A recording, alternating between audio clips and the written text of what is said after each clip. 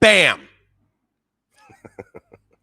Oh my God, technology. Look at that. Actually, my shirt actually matched the countdown color. Oh my God, I'm so branded.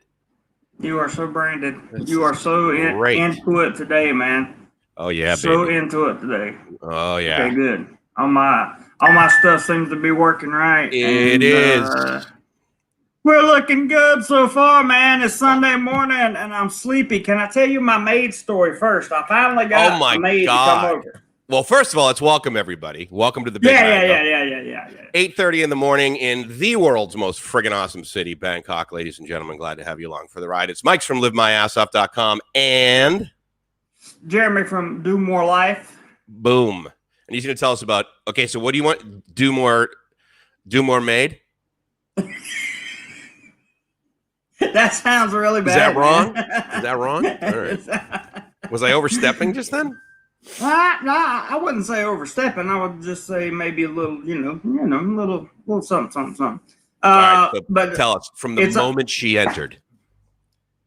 Okay, from the moment she entered, she turned around and looked at the person that knocked on the door, and she goes, "Huh?" Like that. I swear to God, she turned around. She was like, what? I mean, it was like this look came over her face. She's a Thai girl, and she's dark complexion, right? And she turned another shade of white. And I was like, I thought barongs were not dirty. Yeah. And I was like, just it'll be all right. Maybe I'll pay you a little something extra. I'm gonna have to for you to stay. So the rate was actually good. It was 200 baht an hour. Jesus, nice work. Yeah, so good on the rate there. But how long was she there? Yeah, I'm getting to that. 21 hours. I'll get there. You just left, Mike. See, after coming out of the bathroom in an hour and 15 minutes, I decided I should probably get up and help her. So, was it just the one girl? She didn't bring friends? Yeah, there was not. I was so surprised, man. There was just one girl there, and like she was. Hello to everybody over on my channel. I see you guys over there. Love you guys. Thank you for being here. All that good stuff. But she comes in and she did the job and she cleaned, and I said, "Okay, how much?" And she said, 3 hour. I said, so yeah, that's it. 600 baht. Yeah. Oh, free. What are you kidding me? I mean, really, I gave her 1,000 baht. Yeah. And the reason I did that is because she was literally scrubbing the floors. You know what I'm saying? Like she was, but she worked really hard. Okay. And she didn't complain too much other than look at me and go, So that wasn't so bad. That wasn't so bad. But I gave her 1,000 baht. That's not bad. Yeah, I gave her, for, what is that, $30? So for... Yeah, 30, yeah. Basically like 31 bucks or something, I gave her to clean my apartment for 3 hours. So if you want to know how cheap maids are, not that they're cheap people. I'm just saying, like, if the service that they provide is cheap. Yeah, inexpensive. There you go, guys. There you go. So how'd you find her? Did you use Seeker? Do you know about Seeker? I don't. I went downstairs I text messages. I text messaged the office and told them that I needed a maid and set up a time, and they brought one up. And I was like, okay, cool. This works. And beforehand, they told you basically, look, dude, it's going to be 200 baht an hour. No, beforehand, they told me it was going to be 1,000 baht.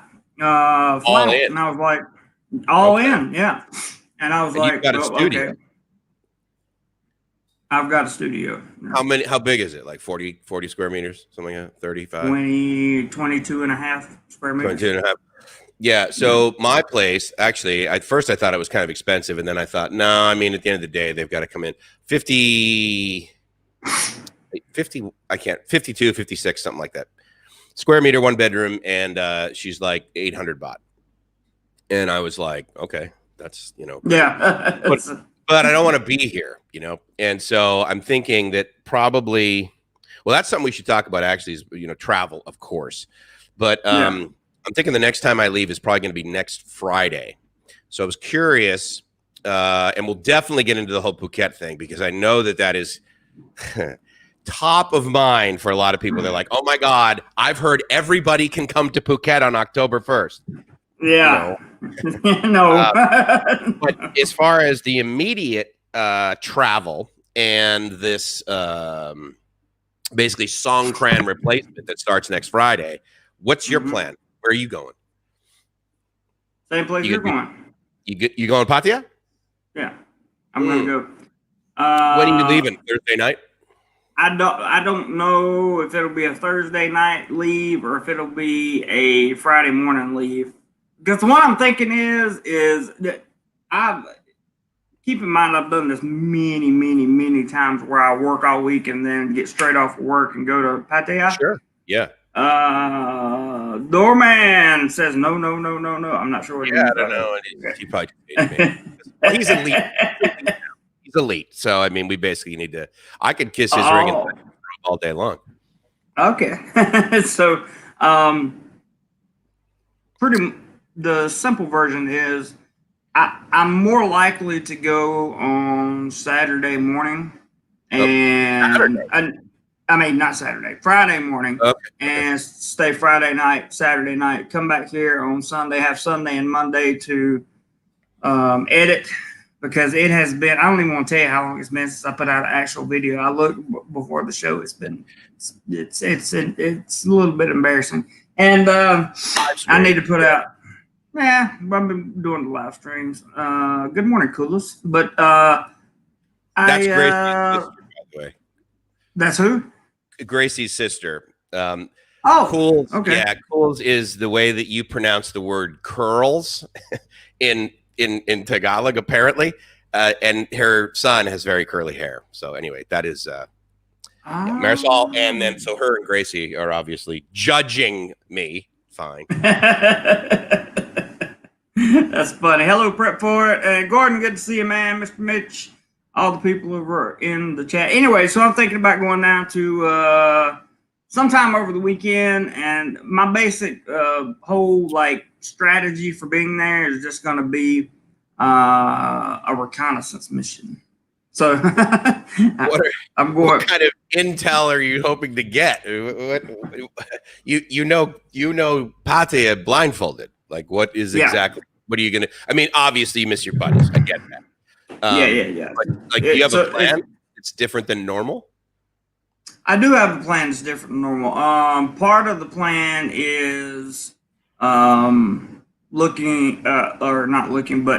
exploring the normal parts of where I explore in Pattaya and see what they look like, because I heard last night that I got an email from a guy that used to do a lot of work, not work, but a lot. He used to make a lot of videos in Pattaya, and he said that the girls that were there, as far as because they're all talking about the nightlife because it's got to come back, So I'm going to go explore that, and I'm going to ask and see, because he seems to think that none of the workers or drinking companions, none of them are there and miserable. They're even though money's low and they're not working a lot and that kind of thing, they're there because they're bored. They don't want to be at home. To a certain extent, I can see that, because most come from villages and that kind of thing. So I just want to go down and do my own recon on it, and see what happens. And then there's also a couple personal things I got to handle while I'm down there, and we'll see what happens with that. All right. I'm probably going to do well. So here's the thing. obviously any degree of Songkran in Pattaya would be busy like crazy. But again, we're hanging out with a bunch of COVIDiots. So there's the opportunity for there not to be a lot of people, right? And so we get more beach to ourselves, as they say. But I mean, in your what's your sort of opinion on the fact that, you know, obviously this is the Thais have been talking about this long weekend for months. Yeah. So what do you think? What do you think the Thai schedule of travel is going to be? I think the Thais, most of them will go Thursday night, and the remainder will exit Friday morning from Bangkok and from other places. Right. And we'll go down there, and there will be a lot of Thais. I'm sure. Okay.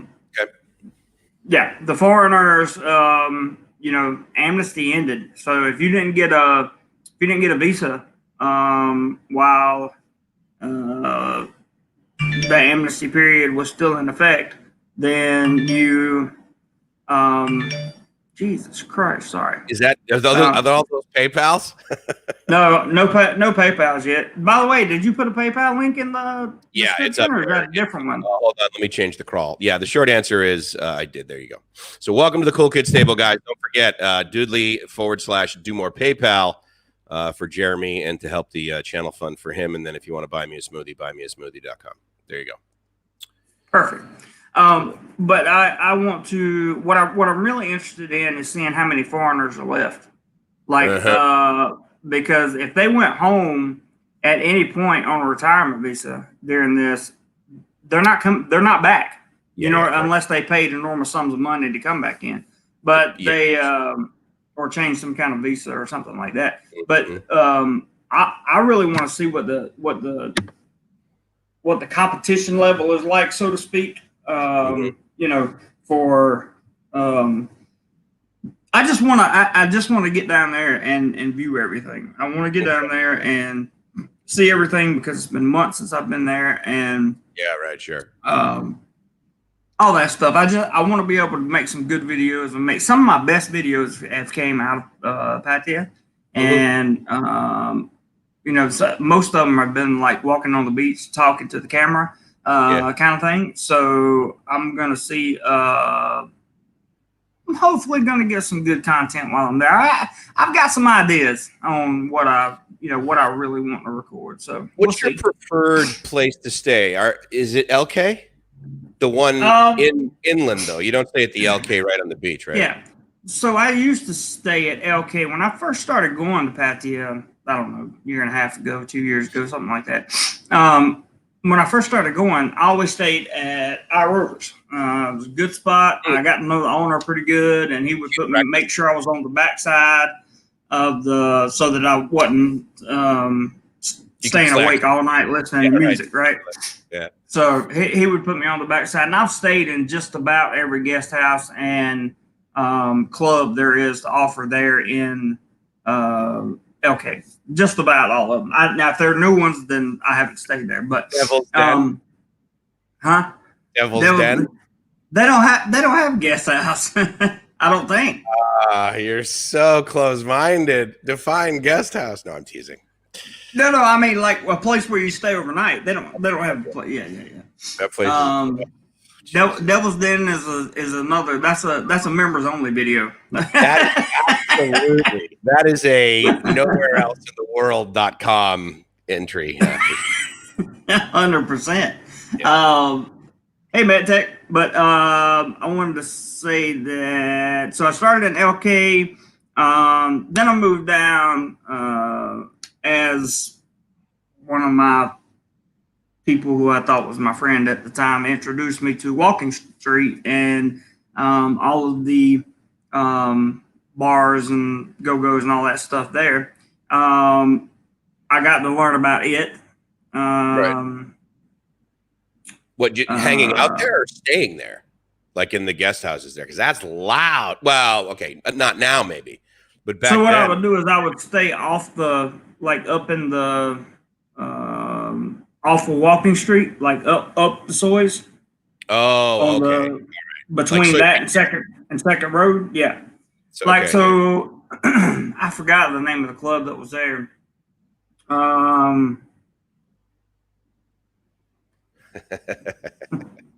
Yeah, that's a troll, by the way. Oh, is it? Yeah. I didn't know that. Yeah. Good to know. But anyway, yeah, he's he can't even spell damn right. So there you go.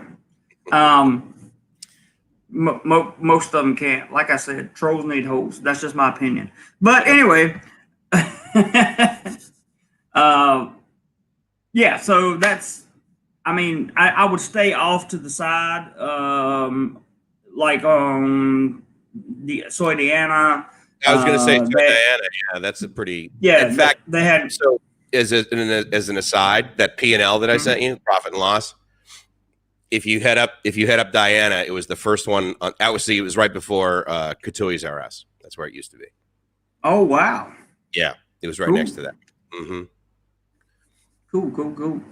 But yeah, so I stayed there, and I would stay in random other spots. Like I stayed down on Beach Road a couple times, in the between the mall, about halfway between Central Festival and Walking Street itself. There's an array there of hotels. They're a little more expensive than I like to pay, but it works out great because there's no noise. Certainly not now because there's not people out, even though the curfews I think has been lifted to a later time. It is what it is. I'm excited about curfew. The emergency decree is still, they extended it another month. So that should carry a curfew with it. Really? I haven't seen anything published. Or people just like not talking about it because it's like at least midnight or something like. Because I mean, I think it's like they got it extended in Pattaya to 1 a.m. I don't know if they got it. I don't know if they've gotten it to 2 or 3. But the emergency decree is the blanket for Thailand. Yeah. So for sure. Not sure what's going on there. I'll answer your question. So the short answer to your question is no, unfortunately. What we need to do, we're going to switch Jeremy's channel to what's called the branded channel. And with that, you can add people, and then we can add an account, and then I can add it in. But absolutely, it's totally on the list, dude, because we both believe that it will add value. And so 100%. If you don't know, basically the way that it works is that we each obviously look at our own channels, and then I actually also paid attention to the comments on Jeremy's channel, as does he with mine. So trust me, if we miss anything, the short answer is if it goes off the screen, like I'm sure you did it too, Jeremy, but I just say, look, just post it again because I'm not intentionally ignoring it. Trust me. Exactly. I want to catch a couple comments. Hey, Dino, first and foremost. Fabe, excuse me. Good morning. It's been a long time since I've seen you, bud. Hope you're doing well. Thank you, Robert, for putting up the PayPal link. I had a short day yesterday, so I hope that we recover today on the PayPal. Short in amount. Short in amount. I had 25 on PayPal and 5 on a super chat. So we're looking for 75 on PayPal today, right? Yep. 75 in PayPal. And then Teespring store. Yes, you can buy masks, coffee cups. I've got all kinds of merchandise over there. T-shirts, hoodies, socks. I got all kinds of stuff. Stickers. You can go over there, help support the channel. I may have boxers on there. It's been a long time. I need to go over there and take a day and just do a redesign. Nice garter. That would be good. Say again? A garter? Garter. Yeah, that might be nice for Pattaya. Bring that down. Hey, baby, how'd you like to do more life? Yeah.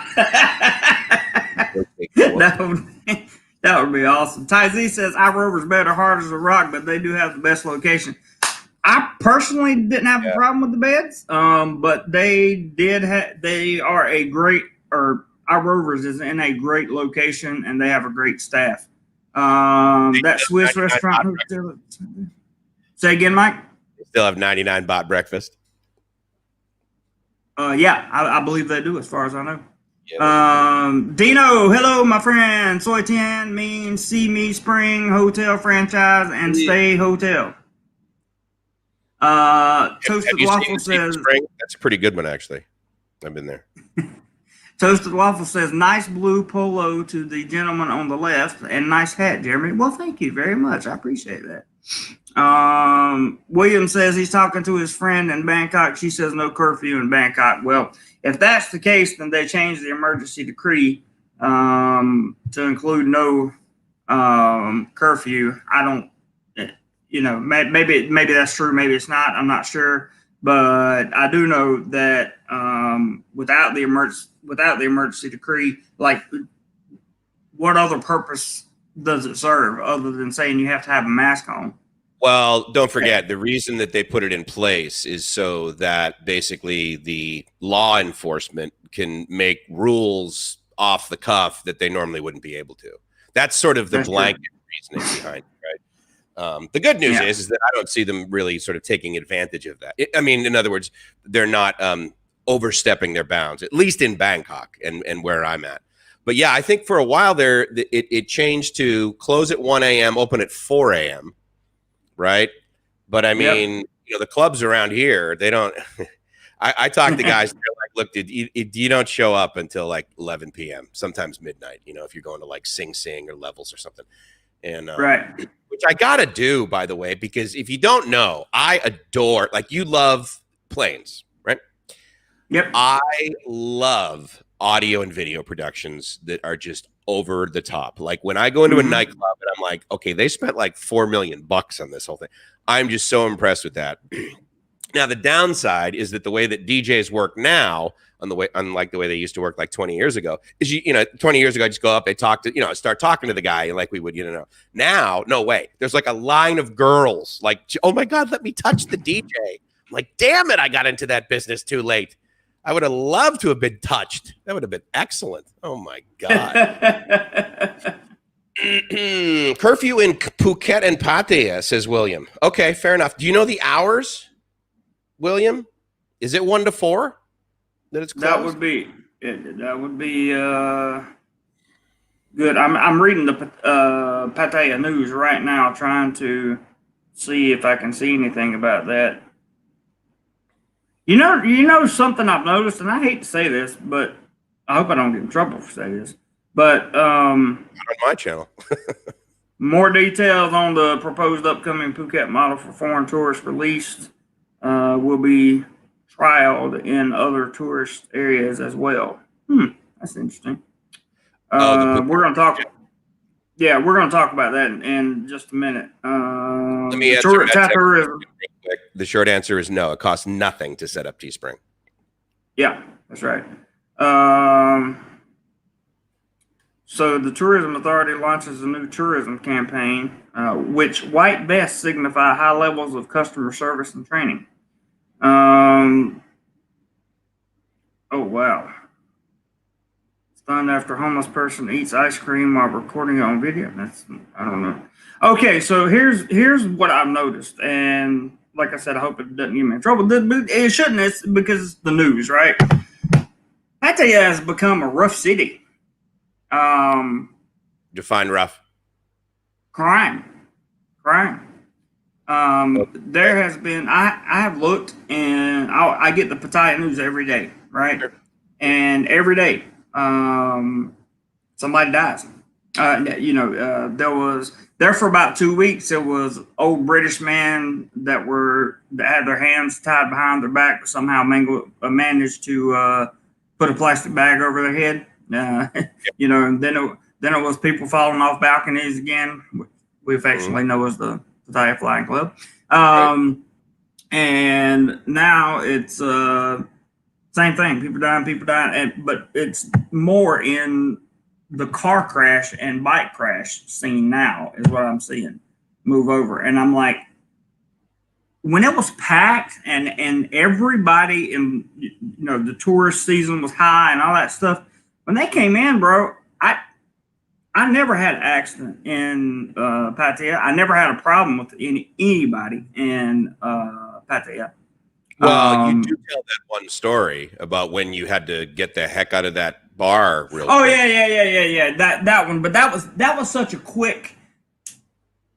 That all happened in a matter of probably, I don't know, Yeah. No, I mean, I'm not saying. Yeah. All I'm saying is like it happened. Like, I mean, I've yeah. Like once, but you know. Yeah. But as far as the accidents go, that's one thing. For guys ending up with like a plastic bag over their head, okay, that's not just some random, hey, dude, give me your wallet. No, I don't have any money. Okay, then wear this plastic bag. There's do they go into detail in the news on the reasoning behind that? Because I would submit. No, of course not. Okay, well, so then. Okay, so the blanket statement of crime is higher, which is kind of where you were going with it. Do you think it's more like crime focused on is higher? In other words, are these other people breaking the law to begin with? I think that when I say crime is higher, I don't the blanket statement. I'm meaning that I don't think. Well, I did say crime. I'm meaning that I'm seeing more negative news and more negative things to come out of Pattaya than I ever have before. So, I just that's just something to keep in the back of my mind. I'm sure it'll lighten the load because my theory is these people that initially when they opened the city back up, these people that initially were found to be suicides. Suicides. Yeah. Yet, were people that owed other people a lot of money. And you heard about that in Bangkok, right? That British guy that he owed a ton of money, his business completely tanked, and he committed suicide. Yeah. Yep. So, I heard that. I mean, look, you could argue that that's going to happen anyway. I mean, there's a heck of a lot more that's happening. Like, I mean, right, the crash of 2008, 2009. The infamous picture of the guys, jumping to their death in, the Great Depression or when so that's happening. But I mean, are you seeing a whole lot of data on violent crime? Not a ton of that. The data on violent crime that I saw was in the beginning, like what I was talking about. So now it's more petty stuff, right? It's a robbery here or and it's the good thing. The good thing is it's not really foreigners doing it, right? So at least not according to the reports. So is it foreigners being victims? Some foreigners have been victims, but it seems to be an equal number of nationals and non-nationals now seem to be being victimized by probably certain people and this is just an educated guess from a former life I had, that either have an addiction problem or have some type of real strict need for money. And they're getting it whichever way they can. Alpha is back. What's up? He joined the channel yesterday. Good to see you, man. Thank you for coming back in. Big Steve says not as rough as America. That's true. It depends where you go. I mean, you can't just say that America, all 335 million. I mean, where I lived, dude, there's zero crime. So I get it. Where I lived, there was virtually zero crime. So I get it. Mm-hmm. And there is Cesar. Any news on the bubbles? That's a good segue. We're going to segue right into that. Good morning, Stuck. And Frank says, JC, can you see this all from your couch? I'm sitting on my couch right now. So I hope he can see me. See, the Philippines mountain man right there, when he's talking about the scooter in the Philippines, he's a troll.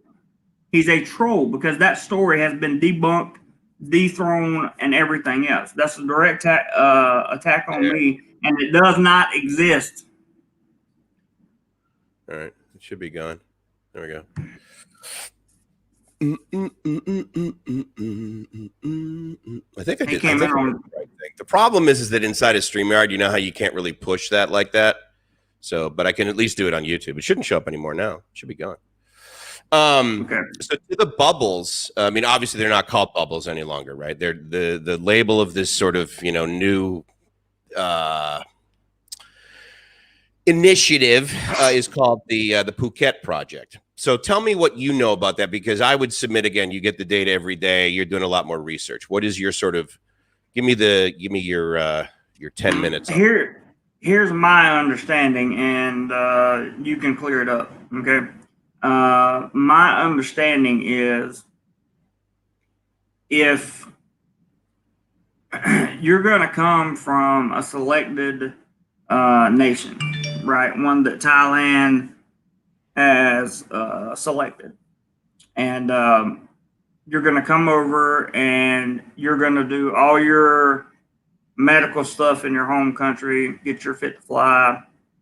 Then you're going to come over and you're going to do a 14-day queue here. You're going to stay 30 days in minimum. Yeah. You got to stay at least 30 days. And I think that is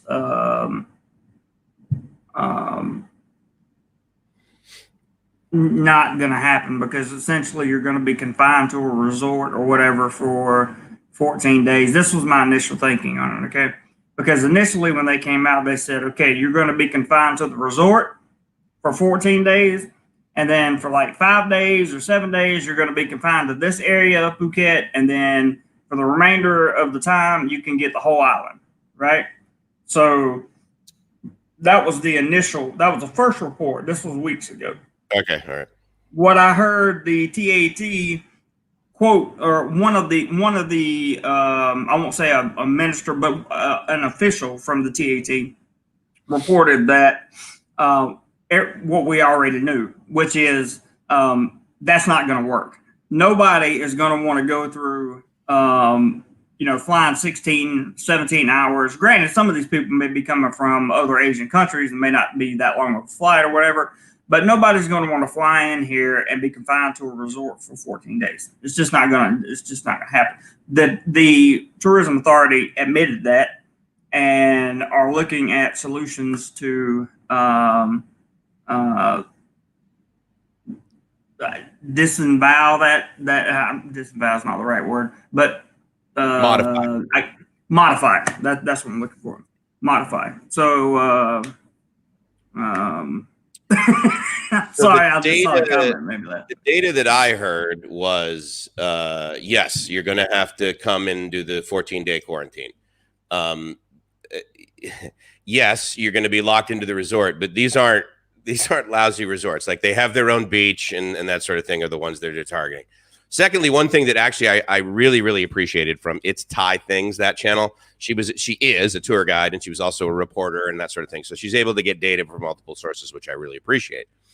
She always clarifies that, like, look, this whole 14-day quarantine thing, you're staying 15. Like, let's be clear. Like, that's going to be, you need to stay on the 15th night. Therefore, you've done 14.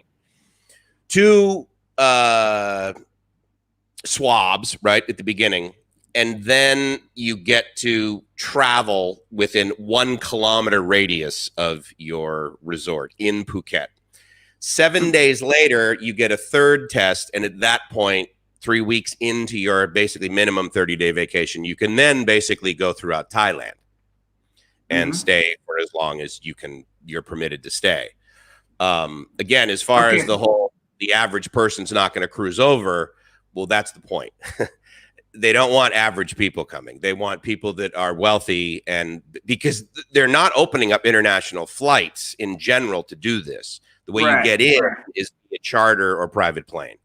So as we were talking about last time.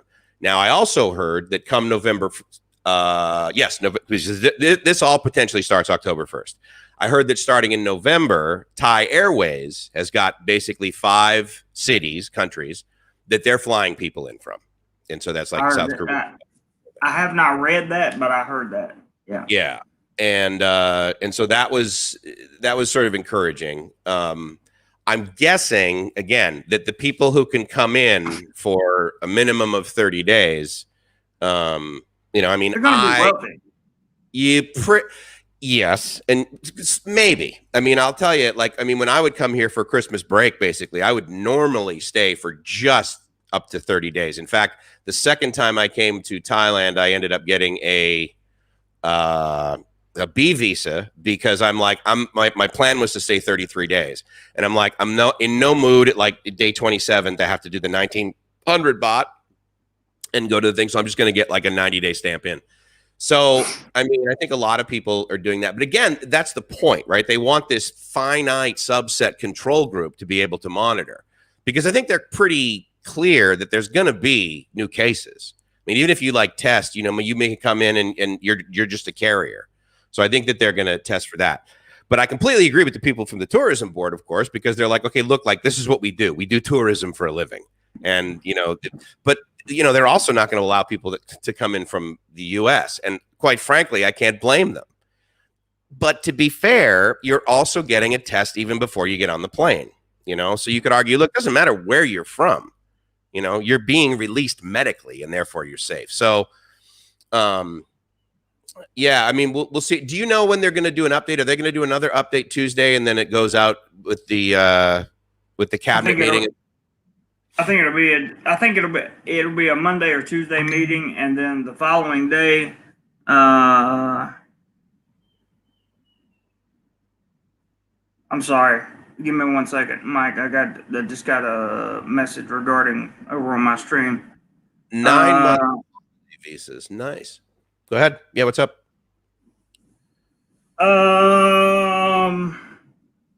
Okay, we'll talk about that. At a later time. So what were we saying again? I'm sorry, that one just threw me for a loop. Again. Did you take your ADD medication this morning, or did you, or is it the tea? Is it the tea? I think it's the tea. Goddamn tea. I told about the tea yesterday. I finally got some good tea. Yeah, I did that on like what, like 3 to 5 kilos per day? I mean, this is pretty amazing tea. No, I lost like 2 kilos last week just from drinking tea instead of drinking. I only drank 2 small cans of Coke a day, and one of the apple things that I drank. And so the only reason I drank those was because the sugar crash from all my life drinking sugar and not having any sugar was like. Well, yeah, but what else do you eat? I mean, is that the only way you get refined sugar is through Coca-Cola? I mean, do you eat like, sandwiches, or, I mean, you're getting it somewhere else, yeah? Or do you just drink? Yeah, well, I'm getting it in, I guess, what I eat, and then sometimes in what I drink. I think I'm still drinking some sugary things, but not very much. Yeah. Well, that's cool if you can eliminate that stuff. I mean, shoot, dude, if all you do is like not drink Coca-Cola and drink water, you're on the right path, right? I mean, that's yeah. Well, that's basically what I'm doing. It's just tea instead of water, and it has a lot of extra benefits to it as well. I noticed some things with my body as all this has been going on, and there's never been. I felt better last week than I felt in a long time. So nice. That was a very good feeling. I have to say, I was very, very impressed. I flashed on something basically based on your label of reconnaissance down in Pattaya. I think one of the things I'm going to do when I'm down there is talk to local Thais, that aren't like working 6-7 days a week, that sort of thing, and actually have some time to travel. I'm going to be really curious how many of them have signed up for We Travel Together, right? The program where you basically get vouchers and you get, credits, or not credits, I'm sorry. You get reimbursed for basically the money that you spend on domestic travel. Because, I mean, when that program came out, I mean, I was watching the website the day before you could even sign up. It wasn't even functional. And I'm like, oh my God, the Thais are going to like rush into this thing and they're going to sign up for it. And then all of the foreigners are going to be like, oh my God, I got to find a Thai friend and I got to travel with them so that I can get this epic discount. And it doesn't seem like it's real popular. I mean, you have Thai friends. Are they like talking about this? Oh, Jeremy, come on with me. I can't wait to do that. I can get us such discounts, 40% on travel, 80% off on hotels. Are you hearing any of this? Is anyone probing you for this? No, I'm not hearing any of this right now, and the most of what I am hearing is not is not a lot of love being shared out in the For me, dude, what is everything okay? Quickly. Actually, I may need to take just a little break. Mike, why don't you take over for a second? Absolutely, not a problem, my friend. Totally cool. Take over for a second, bud. Thank you. All right, good. Yeah, so one of the things that I was curious about is about this We Travel Together. And, Dion, to that point, I also saw your previous comment where you were talking about being down in Phuket. Now, I read it quickly, so I don't know whether what you said is, hey, I'm in Phuket now, or I'm heading to Phuket. But the article in the Tiger, I actually have a lot of respect for, and so I like the articles there. I love that. I love the sort of the guy. I don't know if he's like the managing director or whatever, but I really like the guy that does the videos. And if they're saying that they're considering allowing Europeans here for up to 9 months on holiday visas, that's, as far as I know, that is a totally new kind of visa, because the visas that I know about basically are you can come in for 60 days. You can extend that for another 30 days, the tourist visa, and the visa is valid for 6 months. I don't know of any visas that stamp you in and allow you to stay 9 months, unless, of course, you're talking about something that, no, Mike, what this is a visa that allows you to physically stay here 6 months, and then they're coming up with this program that will allow you to extend for another 90 days or something like that. Because that's really pretty interesting, right? I mean, if they're considering like, look, we should come up with this whole new visa. Because if one of the visas that is newer, right, are these smart visas, and that wasn't trivial. I mean, again, there's a very it's more than just one department that is dealing with that visa, right? So you've got BOI, you've got more investment that's coming down. So anyway, and okay, awesome. Wait, let me see this. Just down in Phuket near Bang Tao Beach. Oh, dude, I loved Bang Tao Beach. That was just so awesome. I'm a big fan of over there. That's cool. And then Todd's talking about, saw a 90-day tourist able to extend it twice in country. Where'd you see that, Todd? I'd love to be able to quote that article. That's cool. And then, Jeremy, I can hear you. So if you need to just come back in, you should let me know. And then I'll add you to the screen if you're done doing whatever you're doing. I am here. Oh, my God, dude. Dave is here. All right, Dave, hold on. Today's Sunday. Tomorrow you're getting married. What are we doing tonight, dude, for your bachelor party? We're going to go out and have, like, a steak? Because I know you're like me. You're not like, no, Mike, I don't want to go watch strippers. Like, that just doesn't like, whatever, dude. I'm getting see, and if you think about it, it's actually pretty interesting that the ceremony is right before you get married. Go out and engage in the maximum amount of debauchery. I mean, if you think about the logic behind, now I understand the whole, yes, but now I'm going to be only with one woman, right? So therefore I need to go and sow every single wild oat that I've got in my backpack that I've basically carried for me for the last several years. I'm going to go out and, go crazy. And then, of course, the movie Hangover becomes basically the project plan, for a lot of guys. But anyway, I want you guys to absolutely give a big hand over to Dave. He's got the and yes, last night on the live stream, I shared Foreigner Joe's channel. Go to Foreigner Joe and check out the recent interview with Dave there, who is also Gotta Love Thailand. So good question, Walking. So I am anticipating I will go down there Thursday night because I'm one of these guys. I like to get to pretty much everywhere early. Additionally, I have no time. Like, in other words, I don't have to get down there and get back for any sort of reason. So I'm probably going to cruise down on the bus. So, and I don't know whether you're asking that because you're here. Remind me, Walking, I think you're physically in Bangkok. Is that true? But if you are, let me know, dude, because it might be cool to just hang out and hook up, because it would be cool to, like I said, ask some Thais, say, hey, who are you? Right on, Andy. Good for you. What are you guys doing as far as this We Travel Together thing? Because, it's interesting. I don't see more than about 50% of the Thais. Well, it depends on the venue, but I don't see more than about 50% of the Thais doing the QR code check-in. I see a lot of older Thais filling out the clipboard where they put their name and their telephone number and stuff. So MedTech says it's beyond my imagination that people would have time and money for a 6 to 9 month vacation. Well, okay, that's fair, but you got to remember that it's very possible. But again, it's not just the majority. I mean, if you think that the majority of don't forget, the majority of the tourists that would come over to Thailand were Chinese. Okay. Thai Chinese are actually quite wealthy.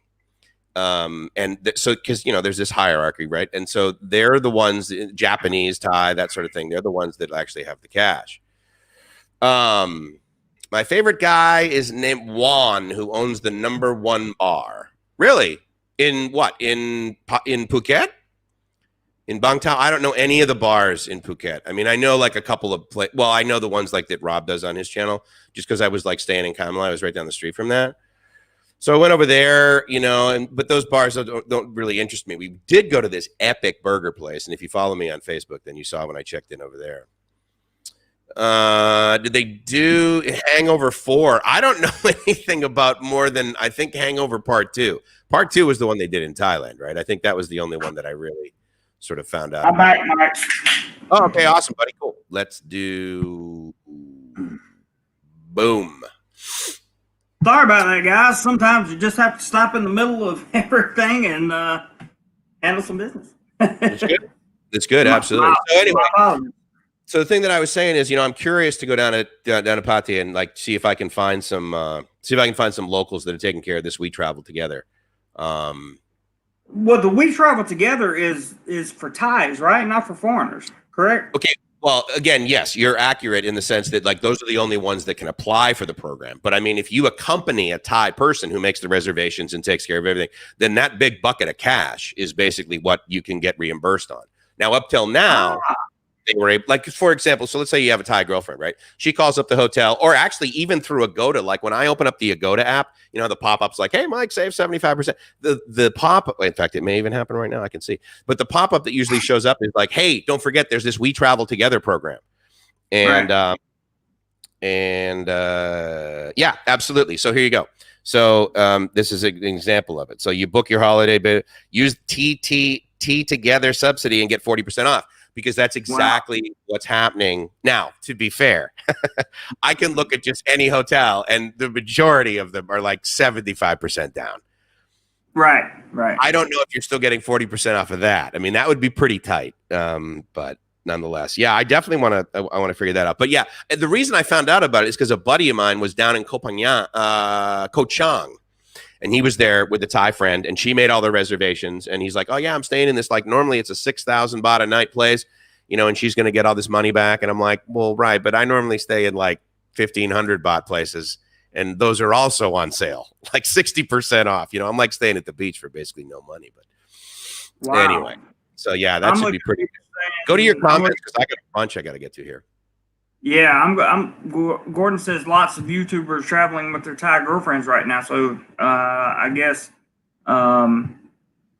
that's good confirmation. Then Big Steve says yes, Gordon. There's 3 of them together in Rayong at the moment. Couples he's talking about. So awesome. Yeah, I agree. I guess we're taking advantage of that very much. That's nice. That's a great way to put it, Mitch. Pattaya is a bachelor party without the wedding. Which is great. It just never ends, right? You never have to wake up the following morning and commit. It is. I still want to figure out, like, I want to do some a deep dive research into this whole Phuket thing, because if it changes I just don't. Here's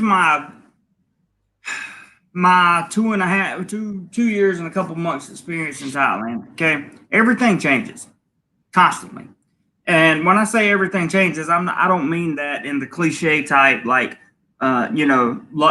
life is all about change, and change is what stimulates life, and that's not what I'm talking about. I'm talking about I love change too, but I'm talking about like laws and what you can and can't do, and policy and stuff like that changes here in Thailand sometimes overnight. And so there's a lot of ifs when it comes to. I personally have found that if they let you, for example, when they reopen Pattaya City, when they reopened that. Yep. I went to go a couple weeks after it was reopened, and they were like, no, you're not coming. Sorry.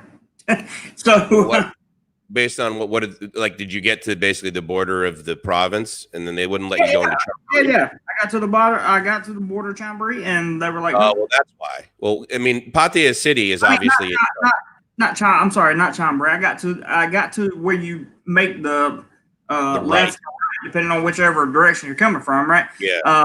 To go into Pattaya City, and there was a checkpoint there, yep. And I had private taxi like normal, and he was like, the immigration guy was like, nope, and I said, anything. Is there any reason? Asked the taxi driver, is like, is there any reason? He said, he talked to the cop. He said, no, you're just Farang. He said, no. Did you have a reservation? I did. I had a reservation at a hotel. I showed him the booking. Yeah. Great. At the hotel, and he said no. And I was like, because one of my friends that's now back in America, one of my friends was there at the time. And I was going to stay at the same hotel that he was at, and I was going to see him because he got stuck in Pattaya when the city closed down. Like he was there through the whole for like 3.5, 4 months, right? And and I was excited to get to go down and see what it was like. Mm-hmm. But I went back 2 weeks later and. There was no checkpoint that I saw or anything like that, and got back in. That was just another one of those weird experiences that you have to get used to having here in Thailand, in my opinion. Yeah, I mean, you've probably experienced this, and if you guys, here's the summary I'll give about what Jeremy is talking about experiencing. The people on the ground that interface directly with the customer, a lot of times they're not instructed on what to do accurately, basically by their boss. There's a very limited procedure that occurs as far as training. The boss will know what's going on, and a lot of times they either will intentionally or unintentionally not let their workers know about it, or they won't know about it correctly, and rather than lose face potentially, they won't even share any news. And so, unfortunately, as someone who interfaces with these frontline people, that occurs at AIS, that occurs at malls. The guy that like clicks his heels together and salutes you coming into the mall. Oh my God, I got a super sticker. What are you kidding me? Oh my boot. Nico Greco. I love Nico Greco. He's the first guy to ever give money to my channel. Up top, buddy. Super sticker. Nico Greco. That's a good one. I like that. Todd talks about Frankfurt and says that right after July, it starts getting with shorter days and colder. So, I mean, I get that the longest day of the year in the Northern Hemisphere, right, is June 23rd, 24th kind of thing. Or is that right? June or July? Yeah, it's June, right? Summer solstice. And, but man, even right after July, because I know that's one of the reasons that I do not like New England in the fall, because I mean, dude, by December, it's getting dark at like 4 p.m. But I can see, and that's a good point as far as Frankfurt go, because again, it seems like there's a potential that they're going to, i.e. the article in the Tiger, they're going to come up with this special 9-month possible visa for folks from Europe to basically extend their hotels, or not their hotels, but their vacations in Thailand. And don't forget, again, they're coming up with this Phuket project because they're like, look, we want to intentionally make this a very small number of people, right? Because they want to do a test sample, basically. Yeah, absolutely. And again, they wanted to, and that's why they're doing it in Phuket. They're not like, oh yeah, just come to Isan. No, you're not going to check into your neighbor's farm and he's, So yeah, well, they talk about like doing this. I read that comment, so that's funny. But the baby steps says Todd, and he's right. But the originally it was going to be, the 5-island project or whatever. Yeah, right. So now they've decided to just do Phuket because that would be the best. Everybody's on an island. You're confined. You can't swim the ocean to the clear blue yonder in the Gulf of Thailand, and redistribute everything there. So I understand the excitement behind it. I understand. Phuket. Somebody made a comment about Phuket businesses are excited. Well, I would be too, because you're going to be getting business for the first time in a long time, right? For sure. So, but you have to remember that. Please keep this in mind, gentlemen and ladies, if you're watching. Phuket is one of the most expensive places in Thailand, in my opinion. Yeah, based on everything that I've ever read or seen about it. I haven't been there, but I've watched a lot of videos on it. I've watched a lot of people talking about prices in Phuket, and it's expensive. And then if you want to go out to the island, like I think Rob lives on Kamala, I think that's probably Beach. Yeah. I think that's probably one of the most expensive areas of that Phuket region. Well, in other words, where he lives, it's very inexpensive. Where I stayed, it was, pretty inexpensive. But yeah, I mean, look here, there's sections, right? In other words, you could say Bangkok is fairly reasonably priced. You and I have but I mean, if you cruise over near Lumpini, yeah, you go down Chitlom, dude, between Sukhumvit and basically Sarasin, which is the road that runs east-west to the north of Lumpini Park. I mean, dude, you're paying like 50,000 baht for a one bedroom. I mean, but the streets are ridiculously clean, but a cup of coffee's like, $3.50, that sort of thing. Yeah. But I agree with Dion. The prices are reasonable now, for sure. I mean, I was staying like right on the beach for basically like 1,000 baht. Wow. And the massages and that sort of thing, they're pretty much always the same price, 300, 400, 500, that sort of thing. Right. Motorbikes are infinitely cheaper than they normally would be. I've never paid like 150 to 200 to rent a motorbike for a day in a place like Phuket or Samui for that matter. You want to hear a story on motorbike rentals? I was in the last time I went to Pattaya, I paid a 2,000 baht deposit. I didn't go to my usual guy because I had a taxi carry me down there, and I just wanted to get a bike out in front of my hotel, right? So I paid a $2,000 or 2,000 baht deposit, and got a Honda PCX. 650 baht per day. Was it like brand new? It was new. It wasn't brand new. Really good shape. But 650 baht per day. I was astonished, shocked, and so glad that I use speed bike Pattaya, or Pattaya speed bike is the people that I normally use, and I wish I would have used them again. Do you always pay? I have never paid a deposit, not even once. One time I had to give them, I didn't have to, I had to give them some type of ID. I gave them my driver's license, my car driver's license, just so when I came, there would be some sort of accountability. But I've never been asked for my passport. I've occasionally been asked to show them that I have a license of some kind that will allow me to ride a motorbike. But I've never paid a deposit. Is that normal for you? Like I even paid a deposit at speed bike where I rent my current bike from. Really? Yeah. Huh. How much? Same 2,000 baht? No, 1,000, just 1,000 baht. Okay. I was a referral to him from a very trusted guy, and I'm probably one of his best customers because I've had the bike so long, and I usually pay like 45 days in advance. So we can check them out. I have a video on my channel that I did on the place. It's in the southern-ish area of Pattaya. It's what's it near? Is there a big resort or anything near? Beach Road. It's a small shop. No, it's off of I think it's off of Bukau, if I'm not mistaken, but it's way down the road. Like it's a little bit outside of Pattaya. Oh, it's not even it's like south of Pattaya South Road? Could be. I'm not 100% sure. If you know where Bankai Resort is, do you know where Bankai Resort? No. Okay, well, it's very near. Look up Bankai Resort, and it's very near there. And also, if you see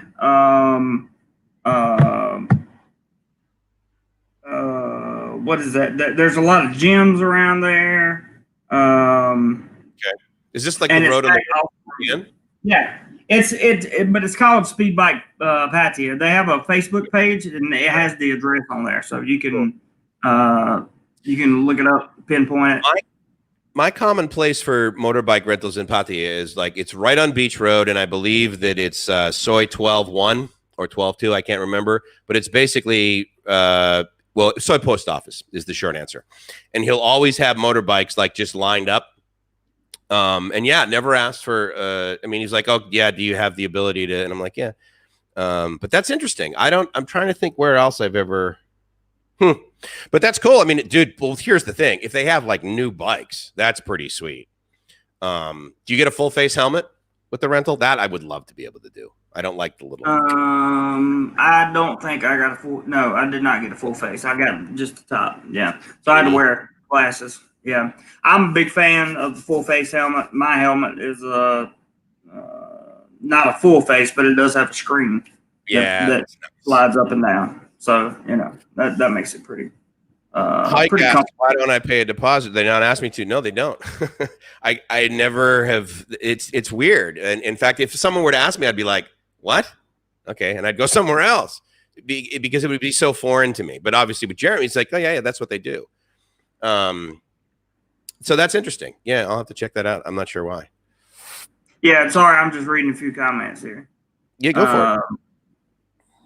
Yeah, Stuck says Kamala Village is very reasonable for the most part. I didn't know that. It depends. There's Millionaire's Mile. Don't forget, right? In Kamala. I haven't been. I've got to get over there. I got to get over there at some point. Nice. Brent says, hope I can get a good deal on a Honda PCX next year. You can. There's good deals everywhere.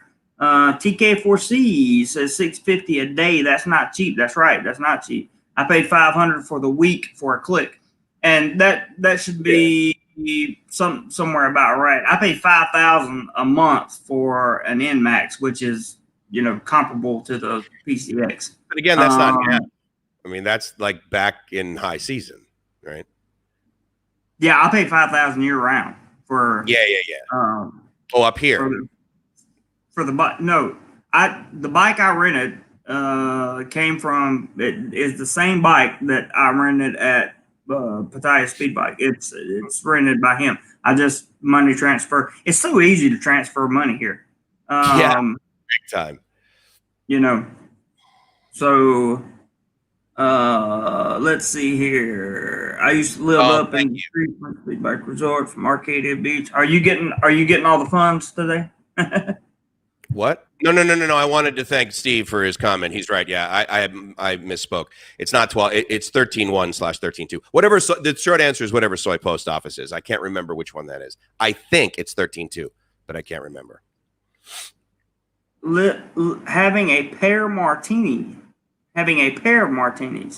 listening and having a pair of martinis. Okay, Alan, good to see you, man. Steve said. Oh, Prince says, I used to live up the street from Speed Bike Resort when I was in Arcadia. Okay. David, going to Phuket in 2 weeks, $30 from Bangkok, 70% off. Amare Hotel, taking full advantage of domestic travel. That's interesting. Yeah, okay, so there's a correction on that. And then Jim says, hi, Stuck. Where's Jim Pell? Hi, Jim. So we don't know where Jim Pell is. Jim Pell has not been around in a long time. And I miss Jim Pell.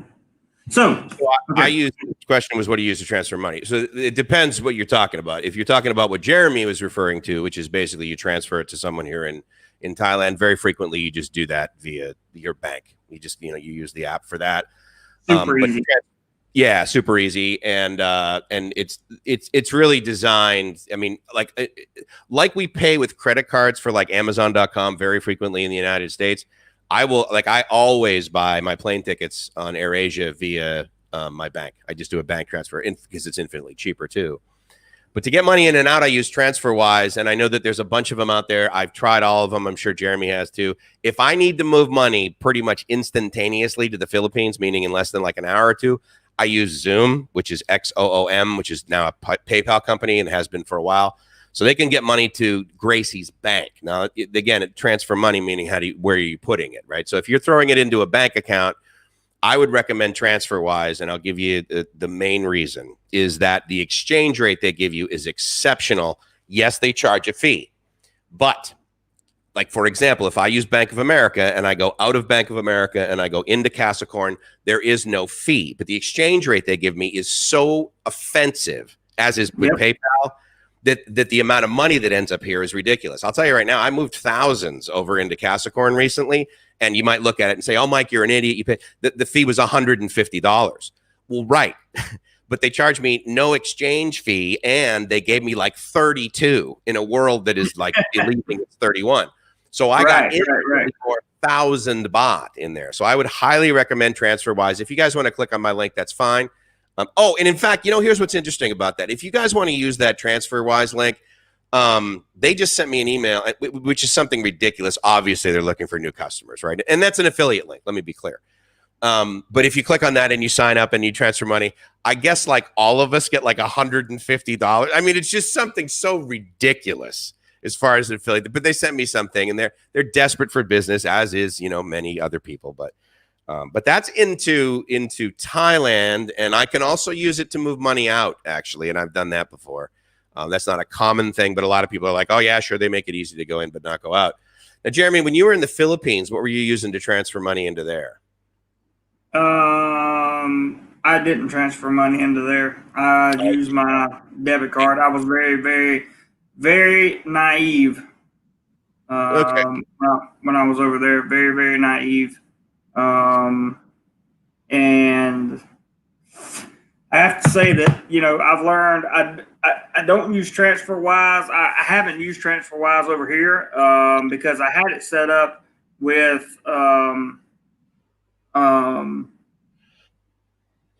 the Bangkok bank, right, where I could just transfer money between my bank and them. And then they went on this rampage about they got, I don't know, some kind of new terms and conditions. How every year companies update their terms and conditions and stuff. So we went for that. They effectively blocked my ability to transfer from my bank, right? And the transfer rate that they were giving me was something like 28.9 or something like that. I mean, it was just sad. When you say are you talking about ACHing it into the Bangkok bank branch in New York City? Yes. I'm talking about I have a Bangkok bank account over here, and they have a Bangkok bank in New York City with a USA routing number, so I could transfer it in like that. Now, if that's ACH, then, okay. So that's what they did. And also have to, I don't have that set up. Sorry. My channel is under troll attack right now, and it's so much fun to watch. Don't you guys do that? They pretty much know the people, right? Oh, well, no, that's more the words you can use and that sort of thing. Well, yeah, but they're also they're keeping a good eye on it there. Anyway, but the what I do now is I try my best to leave the money in the bank in America for savings and for hard times. So the money that goes into the bank in America is the AdSense revenue. That's the only stuff that gets transferred in, right? Or I can transfer to Bank of America from PayPal if I had to, but I've never had to do that. So the essentially what I'm going to do is create a TransferWise account, because I've heard that it's the best way to transfer money. And I find myself now that the economy is slowing down over here, and the AdSense slowed down so much. Sure. We don't have a big channel fund anymore like we used to, and with all that happening, I'm going to get TransferWise. That way, I can transfer that money from America over here, because I still have American bills that have to come out each month. Like, yeah, sure. $80 in Lightroom, Photoshop, and Premiere, to make videos. I have cell phone. I still have an American cell phone, $65 a month, and anyway, there needs to be some money in there to take care of that. So, yeah, that's pretty much my transfer story. William, you ask about debit cards. The short answer is that your USA debit card works anywhere in the world. There's basically a Star or a Plus related network. But please let your bank know first that you're going to use it. Yeah. Any international travel, that's the default setting. You got to let them know ahead of time, unless of course you're with American Express, because they're smart. But the fees you pay will potentially be distracting. I talk a lot about that. It's like I buy these certain things at this amount of money because I don't want to be distracted by the cost. And, I've got $5, right? But if you do an international like withdrawal at an ATM here, you're looking at between 150 and 180 baht, depending upon the bank. And that's just the fees that the bank here will charge you. And yes, to your point, William, Schwab is an excellent account. It's called the high interest yield savings account. To apply for it is not trivial. And doing so from outside of the United States is kind of a bear, because they really harp on you having a U.S. address that you can prove you live there. So while you may have a U.S. address in back home and you're over here, unless you've got like a utility, like you can't just use a cell phone bill for it, for example. You have to have like a utility bill that basically proves you're physically there. I would recommend Fidelity. I think they have an infinitely more options as it relates to that. Plus, well, pretty much no one's charging fees to do trades any longer. So, I mean, whether you have a brokerage account in Schwab or Fidelity, either one is pretty decent. But then just to follow up on Todd's thing about the Bangkok Bank, yeah, the ACH ability into that is basically no longer happening. You had to have a dual currency account, and I did that. So that's a question. Did you have a dual currency account here in Thailand to be able to accomplish that? Or when you moved it from Bangkok Bank, New York over here, it just transferred? It converted into baht automatically.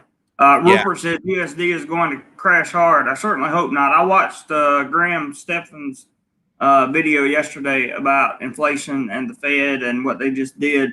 And so we're hoping that we don't see, 6, 8, 10% inflation this year. That would be bad. Or next year, I should say. That would be terrible. You may have a good point. Thank you very much for showing up for the stream, Rupert. Always interested to hear your opinion. What did you ask, Mike? I'm sorry. What's unemployment at in the United States right now? Do you even know? I don't know. I don't know. I don't have the number. I'd have to Google it. I don't. When the last one came out, it was. I can't remember if it was 20 million or if it was 20%. I don't remember. I heard 30 million. So that's like Jesus. Yeah. So somewhere in that neighborhood, but hopefully it'll come back online sooner rather than later. I think that. I think that there are a lot of factors that are going to contribute to that. Unemployment's high in the USA right now, no doubt, because some of the governors won't let states open, so you can't go to work. But that's a whole nother conversation. A couple of things. William asked, will your U.S. debit card work? Yes, it'll work here. Prince says, I'll have to look at an NMAX. I see a lot of PCX bikes. Here's the reason I don't ride PCXs anymore. The only reason I rode it in Pattaya is because they didn't have an NMAX. A PCX bike has like all the Hondas, the clicks and everything, they have a combo brake system. So when you pull the left handle brake, you're slowing down. There's a drum brake on the rear and a disc brake on the front of that bike. And what it's essentially doing is it's applying hydraulic pressure to both the drum, which pushes out, and then the clamps on the front, which clamp down on your disc brake. So it's very dangerous if you're riding fast and you need to brake in a corner, right? When you're taking a corner, very dangerous, because if you lose that front tire in a corner, you're done. You're laying down, you're going for a ride, and you're going to wake up without skin in certain parts of your body. The NMAX, however, and the PCX does not have ABS, okay? And if you don't think ABS matters on a bike, I'm sorry. I hate to be the bearer of really good news, but it does a lot. My NMAX has kept me. I have not laid the NMAX down one time, not once. PCX I laid down twice. Both times it was because the front tire locked up on me. You cannot control the bike with a locked up front tire. You can't do it. And the ABS on the NMAX actually works. Like if you brake too hard, you hear it go. You can hear, you can hear it pumping. Down next, the Schwab. Everybody talks about Charles Schwab card. I don't have enough money to get one of those. I don't think. You don't need any. You don't need any money. It's completely free. You don't need a minimum deposit. You can put in like $100. Really? Absolutely. Yes. I might check that out. Prince says cell phone bills in the U.S. are insane. I pay $7 here. 100% agree. I pay $65 for that. Gives me full access to everything, as long as I can text, I can call, as long as it's Wi-Fi calling. Like T-Mobile, if it says T-Mobile Wi-Fi calling at the top, then I can use it. So as long as I've got a Wi-Fi stream, I can call to America at any point in time. Sorry, one second. Say hi to Gracie, guys. She's kicking over on, she's there from Facebook as well as YouTube. Thank you, Todd. You're awesome, buddy. Hey, Gracie. I haven't met you, but I look forward to meeting you one day. Yes, Robert. Do your thing, brother. And let's see. 10%? TK4C says, I think unemployment's 10%. It's got to be higher than that. It's got to be higher than that. Well, actually, stuck in Florida says about 10%. So, boy, these guys are coming up with some creative names over here. Do More Nothing J. So Walking was asking about whether we prefer the Philippines or Thailand, and I think that that's a great discussion, because I can tell you right now, I have not heard a whole lot of guys being like, oh my God, I got to get back over to the Philippines. I got to get a visa. It's just, whereas over Thailand, it's like, I've got to get over to Thailand, and well, I prefer Thailand. So do I. So do I, for multiple reasons. I prefer Thailand, and I prefer being here. I definitely prefer living here. However, I have a tremendous amount of respect for the people that I met in the Philippines. For example, I mentioned this on my live. I missed an opportunity last time, so I took advantage, or I'm going to try to take advantage of this opportunity again. I met a young lady in the Philippines. We didn't do anything but photo shoots. That's all we were doing. She wanted to be, have some good photographs, basically. So I took some good photos for her, and we actually had 2 sessions while I was there in the Philippines. And she now lives in Pattaya as a school teacher. So, nice. So she's an OFW. Yeah. And I just talked to her day before yesterday, and we're going to try to get together and take some pictures. So if that happens, I'll have some good pictures for thumbnails. and Instagram, because she is a absolutely beautiful. She's already on my Instagram. She's a beautiful young lady, and very intelligent. So props to the Philippines there. Yeah, absolutely. Thank you guys for saying hi to Gracie. I really appreciate it. And yes, Hugh, the truer words have not been said today. She absolutely brightens my day. Someday she'll be here physically. And that'll be a very good. And yeah, look at that. Thank you for watching. Yeah, for sure. Oh, honey, I got $1.99, so that's totally cool. Because she knows how excited I get about two. Because I'm like, dude, 60 baht? Are you kidding me? Do you have any idea? Right. Let down the street, man. I can get chicken and sticky rice for 60 baht all day long, and I'm living the dream. That's huge. That is. What grade does she teach? She's a special ed teacher. She got a degree from the Philippines. I think she got her master's in special education. So she teaches kindergarten. Okay. You know, that's so a lot of patience. Yeah, it is. Rupert says, I pay. And by the way, I did say hello to Gracie, and I look forward to that meeting one day when I get to meet her for real and find the woman that can deal with Mike 24 hours a day. I really want to meet that person. But I give her 6 weeks. I'm like, you know what? Trust me, when you wake up, I won't be this much of a jerk. Rupert's like, I paid $10 in the USD for the UK for my phone. Unlimited calls and text, only 1 gigabyte data though. See, yeah. I get unlimited data and all that stuff, and it doesn't bother me, and I have a good time. Okay, my moderators are officially having fun over on my channel, so I'm just going to focus on the conversation from this point forward. And you just got another $5, man. Absolutely. Look at that. I wanted to say, Mike, have you seen it? I know, right? I can't hide it. How cool is that, right, Robert?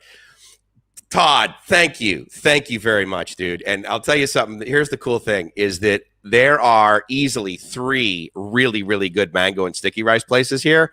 I know, Jeremy, you talk about a place near your house, right? Kick-ass mango. Yeah. Kick-ass mango and sticky rice. Yeah. 150 baht worth of mango and sticky rice. Are you kidding me? I'm going to be like 200 kilos, bro. Oh, my God. My mango and sticky rice lady is 80 baht per dish, but it's huge. Like nice. When I get off work, if I swing by there and get the mango and sticky rice, then I'm I'm not eating another meal. You know what I mean? So that's pretty good. Yeah, well, I mean, there's a ton of sugar, right? It totally fills Rupert just hit you with you're getting all the money today, man. I think they're doing it on purpose. I hope they're not doing it accidentally. I mean, but Rupert, thank you, dude. I really appreciate it. Khao Man Gai, I'm a big fan of Khao Man Gai. Here's the other thing too, is that one of the first things, I mean, I've always loved like fried rice. Like even before I came to Thailand, Chinese restaurants in the United States, they've always been awesome. So I've loved fried rice. And then I came over here and had like chicken fried rice, right? Which again is like $1, you know? Yeah. But yeah, I have not had Khao Man Gai in a while, so I'm going to totally do that. In fact, I got to write it down, Rupert, because I forget. So stand by. Jeremy, you got it right now. Hold on. Oh, okay. I got it. I just hope everybody is having a wonderful day, and those who are not, I really feel sorry for you. That was really interesting. There's some interesting stuff going on my channel, and it's pretty cool. Prince says, I had some really good fried rice over in Chinatown in Bangkok. Do you know I've been living in Bangkok and still have not found Chinatown, and it's only because I haven't looked for it. I just hadn't had the time to look for it yet, which is why I'm really, really, really genuinely looking forward to this coming weekend, because I'm going to have some time and I'm going to have some energy finally to do some of these things. And I don't know if there'll be live streams this weekend, because I'm probably going to want to sleep late. Sleeping late is not something I do. I only get up an hour later on Fridays or on Saturday mornings and Sunday mornings, so I can do these live streams than I do during the week. So it's not really a late sleep. I don't stay up too much earlier and all that stuff. Prince says it's not far from Koh San Road. Okay, well, I'll check it out then. I'm not too awfully far from there. Big Steve says Chinatown was like the first place I went to in Bangkok, then MBK. I remember my first time in MBK. I was so confused because I thought it was such a nice place, and then I saw like one floor that was like the section that stole my battery out of my iPhone and gave me a replacement screen that cracked in 3 days. And was this MBK? Yeah. Oh, stuck in Florida. Stuck in Florida. I love you, man. I love you. Stuck in Florida. He says, let's really piss off the trolls. I'll pay $10 for every $20 sent through PayPal up to $100. 50 for me. Nice work. And then he put the PayPal link up there.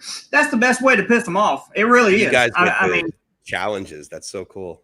Yeah, we get the challenges going, man. And I'm telling you right now, bro, that is the best way to piss off the trolls, is because they think they're hurting me because we're having a slow stream today in terms of monetary stuff. Guys, I have the best. Let me be very clear about this. I have the best group or the best community overall. And I share this community with Mike, by the way. But I have the best community overall, I believe, on the internet. I believe that the DoMoreLife family, and including people that have come over from Mike's channel and people that are on Mike's channel, are some of the best people in the world. And I have nothing but love and respect for those people. And those people are the people that inspire me to do more. So good challenge, Stuck. I will periodically click over and see if there are, if there are PayPals there. Well, there we go. They come right into your app. I thought I heard it vibrating. Yep, that didn't take long. Let's just show off real quick so the trolls can. I love you guys. I love you guys. I love you. Roger, love you, man. Thank you, bro. Thank you. There's 20 right there. Oh, right on. For Roger, we got one more. Hang on.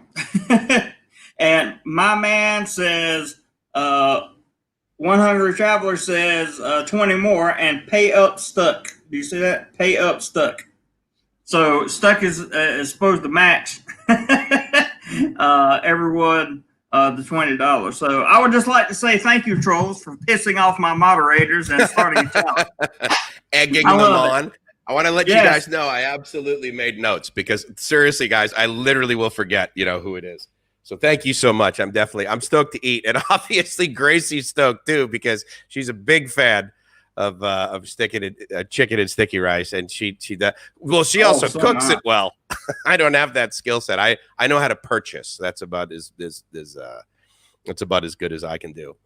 Do you know Derek? What's up, boys from Bangkok? I finally get to catch the live stream, live my ass off, cool linkage with you. Yeah, absolutely. Just like Jeremy was saying. Yeah. It's a good marriage, bro. I don't know, Derek, but nice to see you, man. Thanks for dropping by. Appreciate it very much. Very, very much.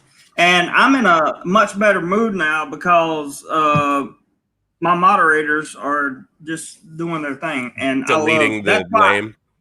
Yeah, that's why I have that team, and we usually do this for 3 hours, so we got a whole nother hour and a half of this, man. And there's no telling what could happen. We could do more than 3 hours. I don't know, but I'll put it to you this way: I feel like talking now. Yeah, I get it. I mean, it's the distraction, and we've talked about the various solutions that I have in place for that, and one could argue it's a little bit excessive, a little bit reactionary, but I'm pretty good with the results. I don't know. I mean, like you, dude, you kind of just set up this culture, and it's like, they've really got nothing. Like if they come over here, they're like, oh, for the love of God, Mike's talking about gratitude again. Did I just hear a vibration? Did you just get another PayPal? You just heard a vibration. Let's get that up there, baby. Let's get it up there. I won't put his name up here. Okay, so that's who. This is from Rupert. I definitely have to cover up his name here. Let's try to get it in. 20. Nice work. 20. There you go. And now you're getting some too. So that's 60 already. Dave, thank you so much, buddy. I appreciate it. Oh, and here's 20 more. This is I want to make sure I cover that up. I think that's Stuck. I'm pretty sure that's Stuck. right there. Tilt it. I can't see the amount. Oh, there you go. Up. Was that 20 right there? Nice, guy. 20, yeah. Awesome.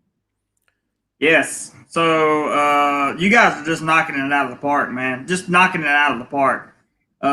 That's I love it. I'm just gonna let you guys keep going, and you're getting money too, Mike. Dave bought me a smoothie. Totally friggin' love it. That's awesome. Smoothie, and I'm gonna get with some of this money. I'm gonna drink lots of coconuts. Thank you, Rupert. Thank you very much, brother. I appreciate it. I'm gonna drink a lot of tea. And matter of fact, when I get off, when this live stream's over, I'm gonna order some more tea. Because you guys just absolutely rock. And there's the door, man. You got to buy a microphone. Yeah, I got to buy. Yeah, I'm going to order a microphone with the equipment. And I'm also going to, well, I was going to order some tea anyway, but now I'm going to feel better about it. Nice work. There's the door, man. I don't want to put a full name up there. $5. Thank you very much, sir. Yeah. Thank you very much, sir. Thank you. Awesome. So we're ramping up from what we didn't make yesterday and what we're making today. It's just amazing. I love it. Robert, thank you very much. I really appreciate it. Trust me, dude. If there's a constant daily prayer, that would be the default one that Gracie can get back over here. So I appreciate it. And I want to go ahead. I want to say to that to what you just said, Mike. I'm envious of people that not envious like with malice, just envious, right?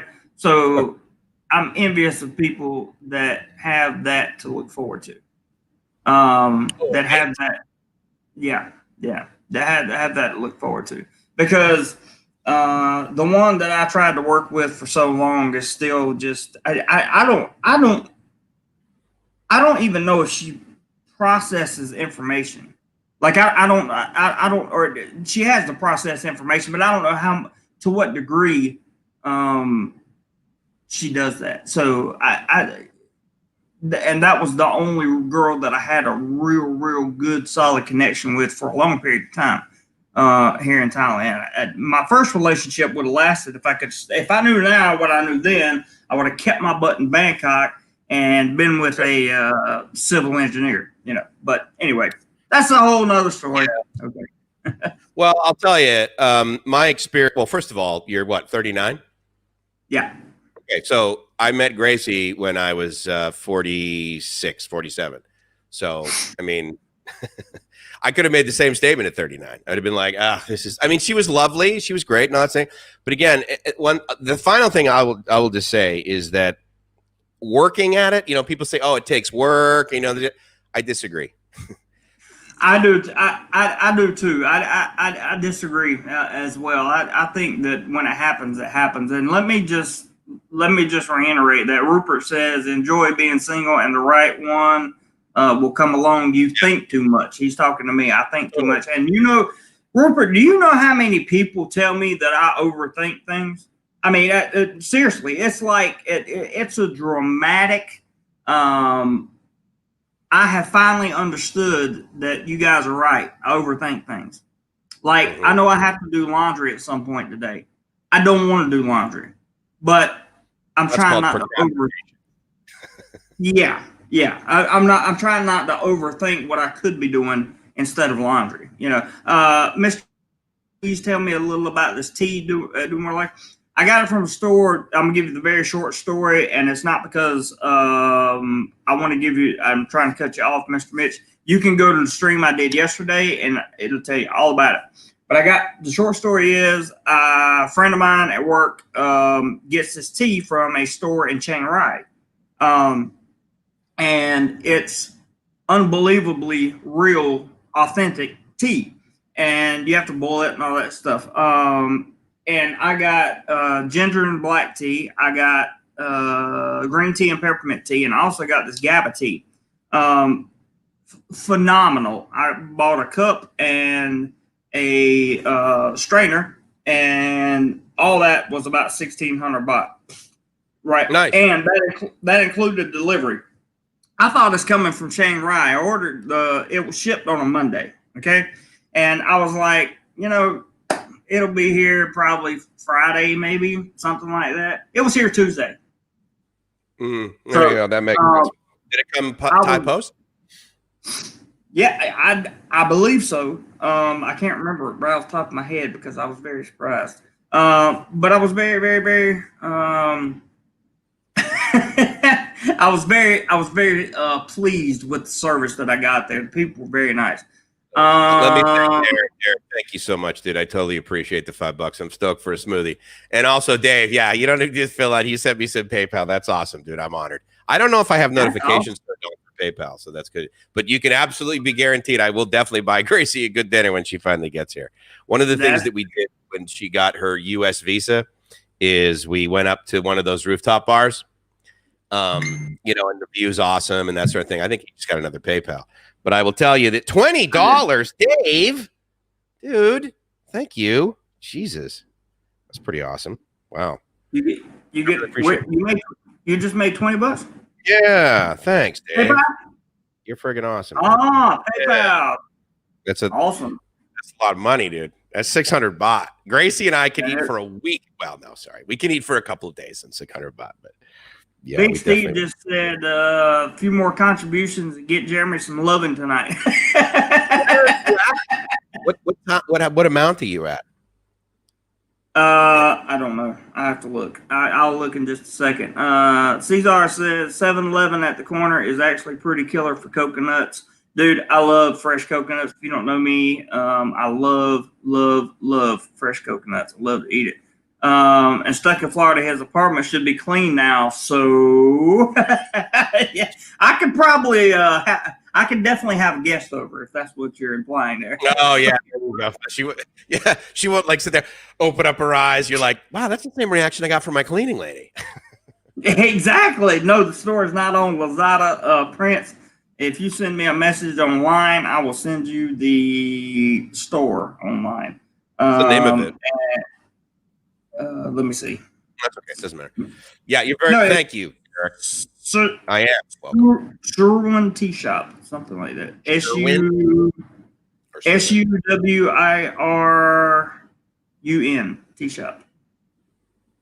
Okay. Very cool. Okay, take it away, Mike. I know you got. I always just like you, dude. I mean, I want to make sure I thank my guys. I really love the fact that you guys come by and and do this and the PayPal thing. If you don't know, buymeasmoothie.com. The reason I actually like that is much for the same reason that Jeremy likes PayPal is there's less of a fee that gets taken. Now, that said, we're sitting here basically for free, okay? Broadcasting globally on for the sake of argument, 100% reliable back-end network. So I'm kind of okay with the fees that they take, which I get. But yeah, it is, it's interesting. It's really cool when you can, I was talking about this the other day as far as friendship goes, right? Like, in other words, there's acquaintances I have and then there's friends I have. And the friends that I have, maybe this is true for you, are ones that really, well, they get me. There's that. But they really have a similar sort of outlook on goodness of people, right? Mm-hmm. Like Dave, for example, gotta love Thailand. He is a really, really good guy. He's got the gift of gab, I will say that. But yeah, I mean, it's just like, look, this is the culture that we have here. This is the foundation. This is the DoMoreLife / live my ass off Sunday morning discussion about gratitude, for God's sake. Basically. Yeah, it's really neat. And again, obviously you've got your mods, thank God. But I think people come, and after a while, I mean, again, if you're not getting the sort of attention, it's like, well, I'm not going to hang out with these guys. All they do is talk about positive things, Exactly. And my outlook on friendship and acquaintances is for me to call somebody my friend. Number one, there has to be a long duration of time that goes by. Really? Okay. Yeah. When you haven't shit on me, because I did. So that's the litmus test. Has he shit on me? Yes, that's pretty much it. Because my experience, and if you heard the ones yesterday, Stuck in Florida just said real quick. He said $95, including the 10 I owe, waiting to see if more contributions come in. There you go, boys. Nice thank you, man. Thank you. We can, Andy, meet up once travel starts again. But here's my litmus test on friendship. Number one, is there something that do you have something I want? I don't mean monetarily, but do you have a character that I want? Number two, are you willing to share it with me? That's what. Are you willing to teach me to do what you do to be success, or whatever that aspect is of your life, right? That's a friendship to me. Because if I know how to do something, and if I have a skill set, which I don't have many, but if I do have a skill set, and somebody wants to know how to do something, you're not going to get a no unless you're just 100% asshole. You're not going to get a no. So, well, he'll still help you out. Yeah, but that's, and then I also look at who's your circle. What kind of people are in your circle? When you talk about, I'm not talking about you, Mike. I'm saying you in general, like people. When people tell me that we're good, this, that, and the other, that kind of thing. Well, who's your circle? Who do you hang around? Even when it comes to YouTube, it's like, who do you watch the most? And it's not about do you watch me the most. It's about, do you engage with the people that I know that have tried to cause damage in my life? Sure. And if you do, then I don't have any use for you. If you shit on me, if you lie to me one time, I don't have use for you anymore. My standard of friendship is dramatically changed since I moved to the Philippines, just because of the madness I went through there. And I don't call too many people friends. What'd you say? Just timing. It wasn't necessarily because of the Philippines. It was the right. It was timing, and it was decisions that I made to hang around people that I thought were good people. You're not going to find me especially not as a person who is forever recovering, right? You're not going to find me hanging around people that are manipulative, who look for the bad in everybody, very judgmental. That's not my crowd. That's just not my crowd. Right. So, yeah, I agree. I mean, I don't know how long ago it was, but I read this. I was listening to like a speaker kind of thing, and he was talking about friendship and acquaintanceship. And it was, I think it might have been Cialdini. If you guys know who Cialdini is, he's basically a PhD from Stanford and talks a lot about power and influence, and not necessarily how you would potentially interpret that as negative, right? In other words, I'm taking advantage of the situation. You say that statement, a lot of people are thinking, oh, well, that means you're manipulating. No. Someone just gave me $1,000. I'm taking advantage of that situation. I'm going to buy Gracie a whatever, right? It's like, okay, well, then it's okay, but yeah. So, I mean, but I agree. I mean, it's like, who are you, or how do you act, and we've also chatted before about, like little sort of important safety tips on a first date, right? Is if you're out on a date with someone and she's not nice to the waitress, that's pretty much it. Also, on a friendship, first let me think. I'll hide his name because I don't know if he wants to be shown or not. But for the $5 there, thank you very much. That just came in.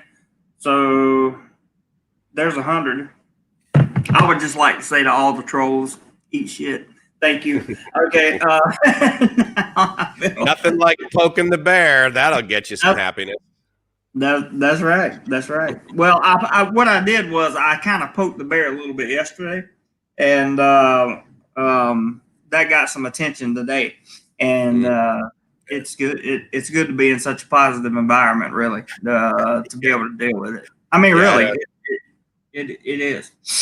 I shoot bears. I shoot bears. I don't poke them.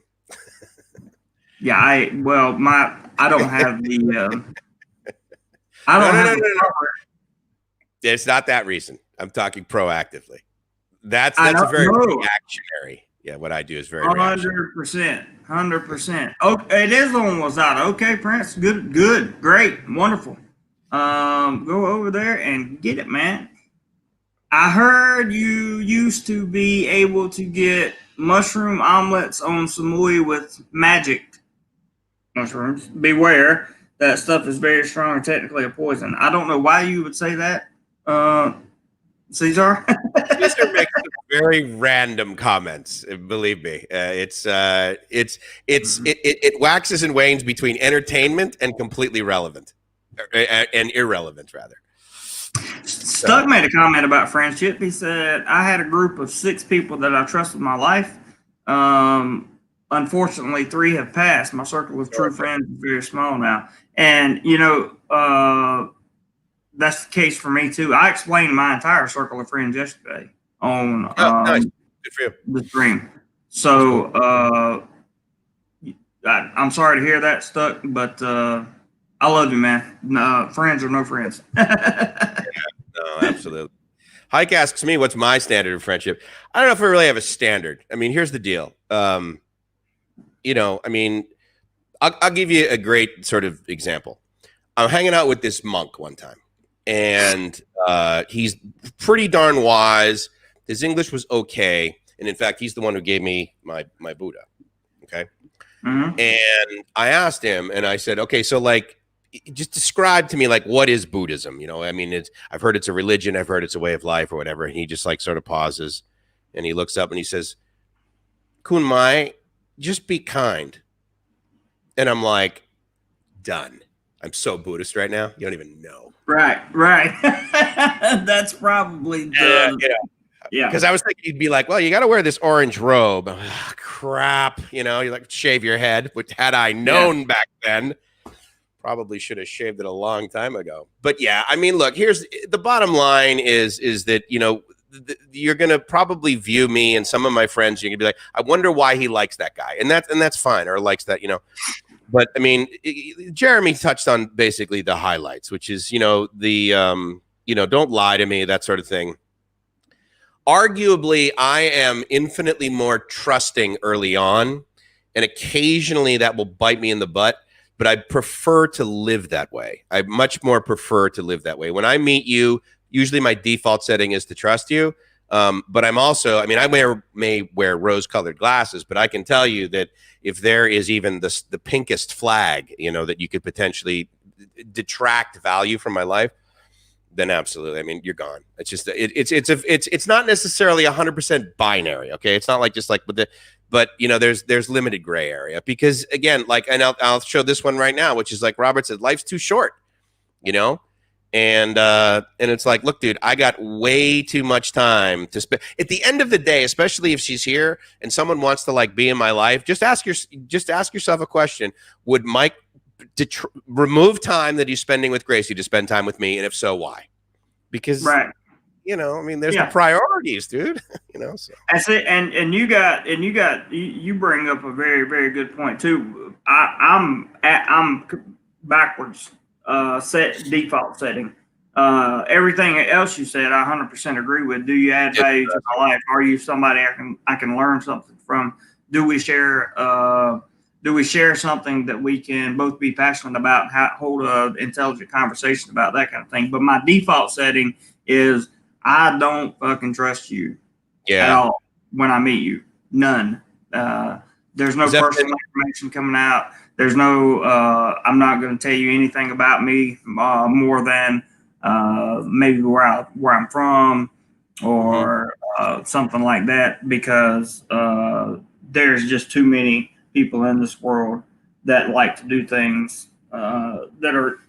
there's too many miserable people in the world, and I don't want to be one of them. And when I hang around, like, I'm not a miserable person, but I judge myself way too much. And if I hang around people that carry any kind of negativity, that overloads the already judgment that I put on myself, and it puts me in basically a state of misery. So I need to be around happy people, people that are going somewhere in life, people that are people that can teach me things, people that make me happy, people that make me laugh. Those are the people that I look for, and that's just, that's my thing. The initial, that's one of the things you talk about in leadership, right? There's usually a continuum between, and a lot of times it's related to like sort of introversion, extroversion, that sort of thing. But there's always a continuum of like, when you first meet someone, what is your default trust level? Do you think that was potentially changed or made towards the continuum of less trust based on, as you said, your stuff in the Philippines, or like before you moved to the Philippines that way? 100%, because even when I was a bona fide certified loser for a decade, my default setting was still, which is stupid, but was still trust until given a reason not to, right? And now, and I've said this to people before, I'm not going to trust you until you give me a reason to trust you. And that's a little harder than most people can understand, because they're like, how do you give you a reason to trust you? Well, here's one thing, for example. When I first met the girl that I've had this ongoing over whatever relationship with, if you want to call it that, she came over, and I intentionally left a couple $100 here, a couple $100 there, out in the room or whatever. And she'd steal it, huh? Yeah, really? Yeah. And she didn't take anything. She didn't take anything. And she was I said, well, let me pay for your taxi to get home. She said, no. I don't need to pay for taxi to get home. Now, I don't mind paying for the taxi to get home. I just wanted to see what her reaction was when I said that. I wanted to look her in the eye, and when I said, do you need taxi money to get home? I wanted to see what her reaction was. I wanted to see if it was well, of course, dumbass, I needed taxi money to get home, or if it was no, don't worry about that, or if it was yeah, because I don't have the money to get home. I wanted to look and see the reaction. I can judge. Not that I like to judge, but I can judge better when I see a reaction. And are you comfortable when you initially meet somebody, if they engage in that kind of behavior, are you happy about it? Are you like, oh no, that's cool, I knew why this guy left out 200 baht, because he's basically trying to see if I'm a thief, and my default setting is to not be a thief, and so now he is probably gonna accept me into his circle, and that will I'm totally cool with that. Stuck just said hello everyone, I'm busy on the DoMoreLife channel. Thank you, Stuck. And for the most part, Mike, let me keep it real. For the most part, I'm a positive person. I really am. This job I work at is draining the life out of me, and because some of my goals, and this meets none of those. Also, they don't teach you more. Exactly. And it makes me appear as though I'm a little bit, down, that kind of thing, but I'm really not. I'm in between that point where patience is the only thing that will get me through, and patience is one of the hardest spiritual principles I ever had to learn in my life, and I still struggle with it. So if you guys see me and like yesterday's live stream started off not positive at all. It was more of a, yeah, it was more of a, well, I was just telling the truth about things. And when I do that, people usually don't like it when that happens because the truth, especially if we put ourselves, like if somebody says something about anything that could have to do with me, then I'm going to think that I hear it, right? Because if you're carrying around a hammer, you're looking for nails. So sometimes I get a little distraught over certain things, and certain things happen in my life. Like yesterday, I was talking about giving, right? Long story short, I let a friend, okay, somebody that I trusted, borrow some money a long time ago, about almost 3 months ago now. Okay. I let this person borrow money in the past because they were broke and they had a legitimate reason for needing it. Okay. It was the same amount of money, $65, right? It's not like it's going to make or break me. It's the principle of the matter. Okay. So the first time, let them borrow $65. They pay me back, no problem. Last time, I sent them the 65, and they disappeared from the channel, from Facebook, from everything. Over $65? I mean, you think they were in some sort of, I mean, were they harmed? I mean, who disconnected? I don't know what happened, Mike, but what I can tell you is that the good people, like Stuck and Robert and Roger and these other people that come into my channel, Prince, and just a whole bunch of other really good people, Alan, all those guys that come into my channel, they keep me positive. They make me positive when I'm not. Even if there's no PayPal's coming in, we can sit here and have, because long before there was the Bangkok boys, there was just DoMoreLife, right? Totally. Yeah. And these guys kept me happy. I kept them entertained. They kept me entertained.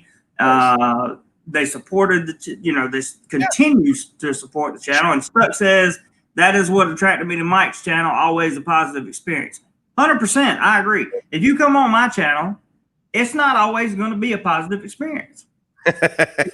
It's just not going to be. And I don't personally see anything wrong with that, because we're two different people. If you want warm and fuzzy and rainbows and unicorns, come over to the Bald Guy. But it's interesting. I learned a long time ago proactively how to be happy about loaning money. And the default setting for me is that if I choose to loan you money, I have zero expectation that I will ever get it back. It's the only way that I will loan money to someone is if I can give it to them and I have no expectation that I get it back. So therefore, if I ever do get it back, then it's a gift, which arguably seems to be a pretty healthy boundary. That said, though, I don't know what it is. I guess I just sort of behave in a way that I cannot tell you the last time someone asked me to borrow money. I just don't get prompted for that. I understand what you mean, and I also 100% agree with your assessment. I've said that before. If I can't afford to get it back, I'm not, or if I can't afford to give it to you, I'm not going to give it to you. And I could afford to give it to him. It was okay at the time. It was okay, no problem. And it's the principle of the matter that kind of, it was just the principle. It's the principle in the person, right? It's the principle in the person. So that's what did it for me. Yeah. Anyway, we were supposed to be talking about Phuket, and then we got off on So, I mean, come on, you know. Oh my God, Mike went off on a tangent on his channel. That's crazy, right? It's like, wow, no, right. That never happened. There's two chances. There's two chances. There's double the chances. So with Phuket, I will agree that there are things that are obviously more expensive. I mean, there's always the sort of the joke, the negative reference to the tuk-tuk mafia. And again, yes, if you're going to take basically a tuk-tuk, those little, you know, mini song taos from, let's say, Patong over to Kamala, you know, you're looking at like 400 or 500 baht. It's ridiculous. What I have found, though, is that there are, you know, like the taxi services and that sort of thing that you like book ahead of time. Those guys are providing really reasonable service right now. And of course, if you go to Patong right now and try and get a tuk-tuk, there's very few of them hanging out there, at least during the day. I haven't gone there in the So there's that. But, you know, I mean, the other thing, too, about Phuket right now is that, like, I actually went there and rented a motorbike and was, like, driving over the hills. I would never do that normally. I mean, Phuket is insane over those hills. There's always so much traffic and people, like, going, you know, like they're riding like a 650 Ninja. I'm like, dude, talk about overpowered for friggin' Thailand. You know, so I'm definitely doing things differently over there. Do you know if there's a list of those resorts that people are going to potentially be able to stay at come October? Where's that?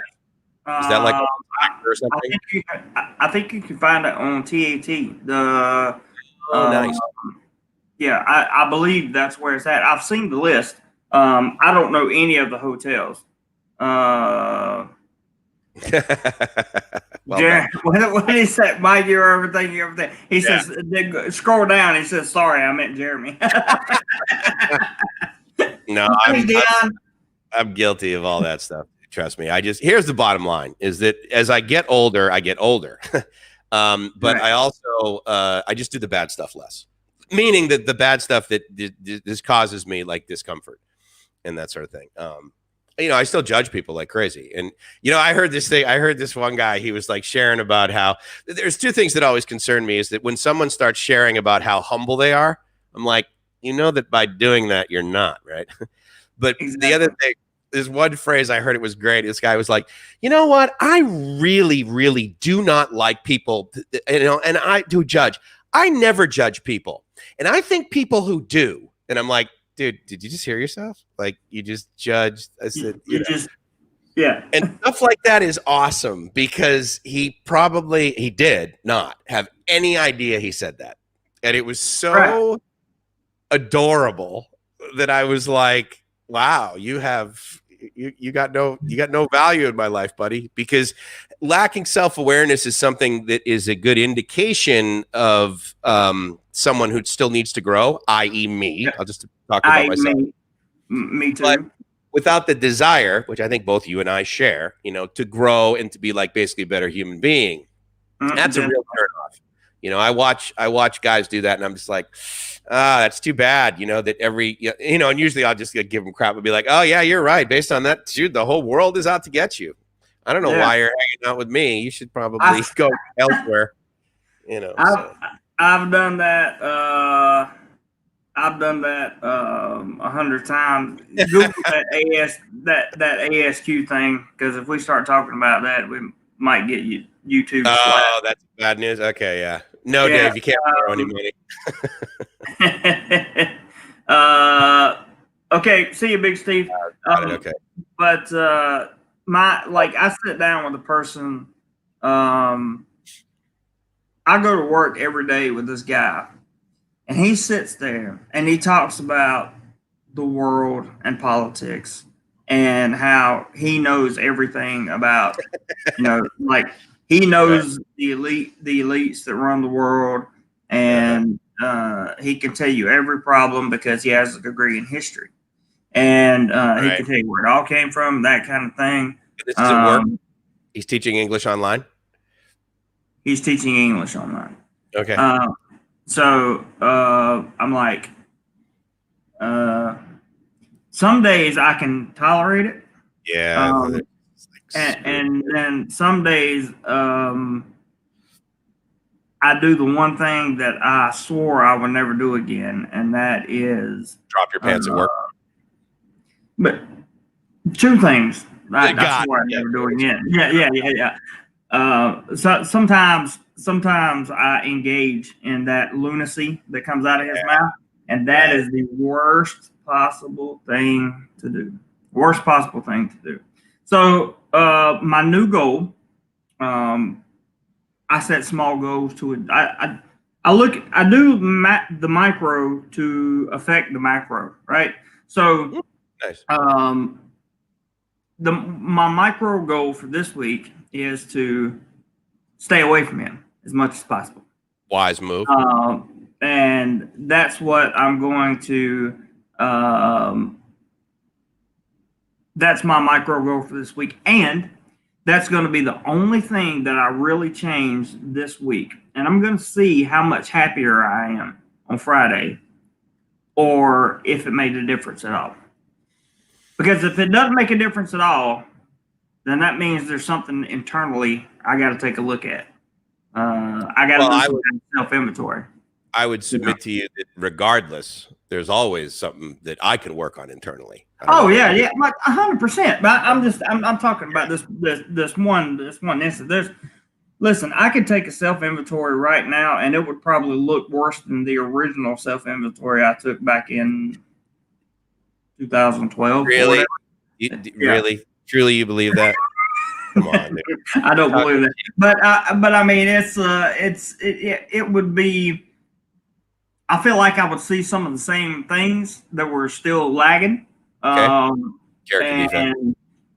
defects, absolutely. Sure. And I got rid of a vast majority of most of the major character defects. During round one of all of that. Sure. So now here I would be doing round 3, I think, 3 or 4, 3. I think it's 3, and I would probably be looking at a person that's still a little insecure, person that's still little bit not quite self-aware yet, and a person that still has a problem with trying to control things that are out of his control. Those are my three. Those are my three major. Those are my three major character defects that I have to. I have to work on. I believe that the self-awareness will come as I progress through life and find something to do that I love, enjoy doing, and I can live off of that. I think self-awareness will come with that, because that will be. I remember when I was still drawing money from the government and living in the Philippines. Mm-hmm. I wasn't that when I first moved to the Philippines. I was the happiest guy in the world. I was broke, but I was happy because I was standing behind the camera taking pictures or putting the camera in front of my face doing vlogs, and that's all I wanted to do is go home and edit those and put them out for the world to see. Right? That was before I knew people were gonna. Try to slice you into little bitty pieces for every thing that you said and that kind of thing. But I was so happy, especially early on. I told the story of the girlfriend yesterday. First girlfriend that I had in the Philippines turned out to have a sponsor, and I knew that because that word, yeah.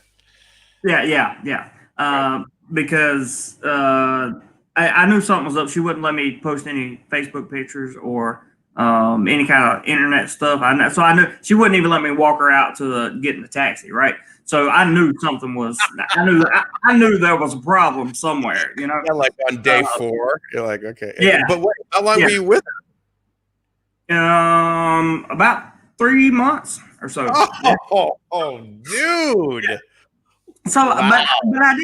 but I was in that place in my life where I just didn't care. I was, YOLO, you know what I'm saying? Yeah, and it turns out, I was looking at on my Facebook the other day, and she popped up. We're still Facebook friends. She popped up. Oh. She's married to a guy that lives in Charlotte, North Carolina, where I'm from, and I went to school with him. Interesting.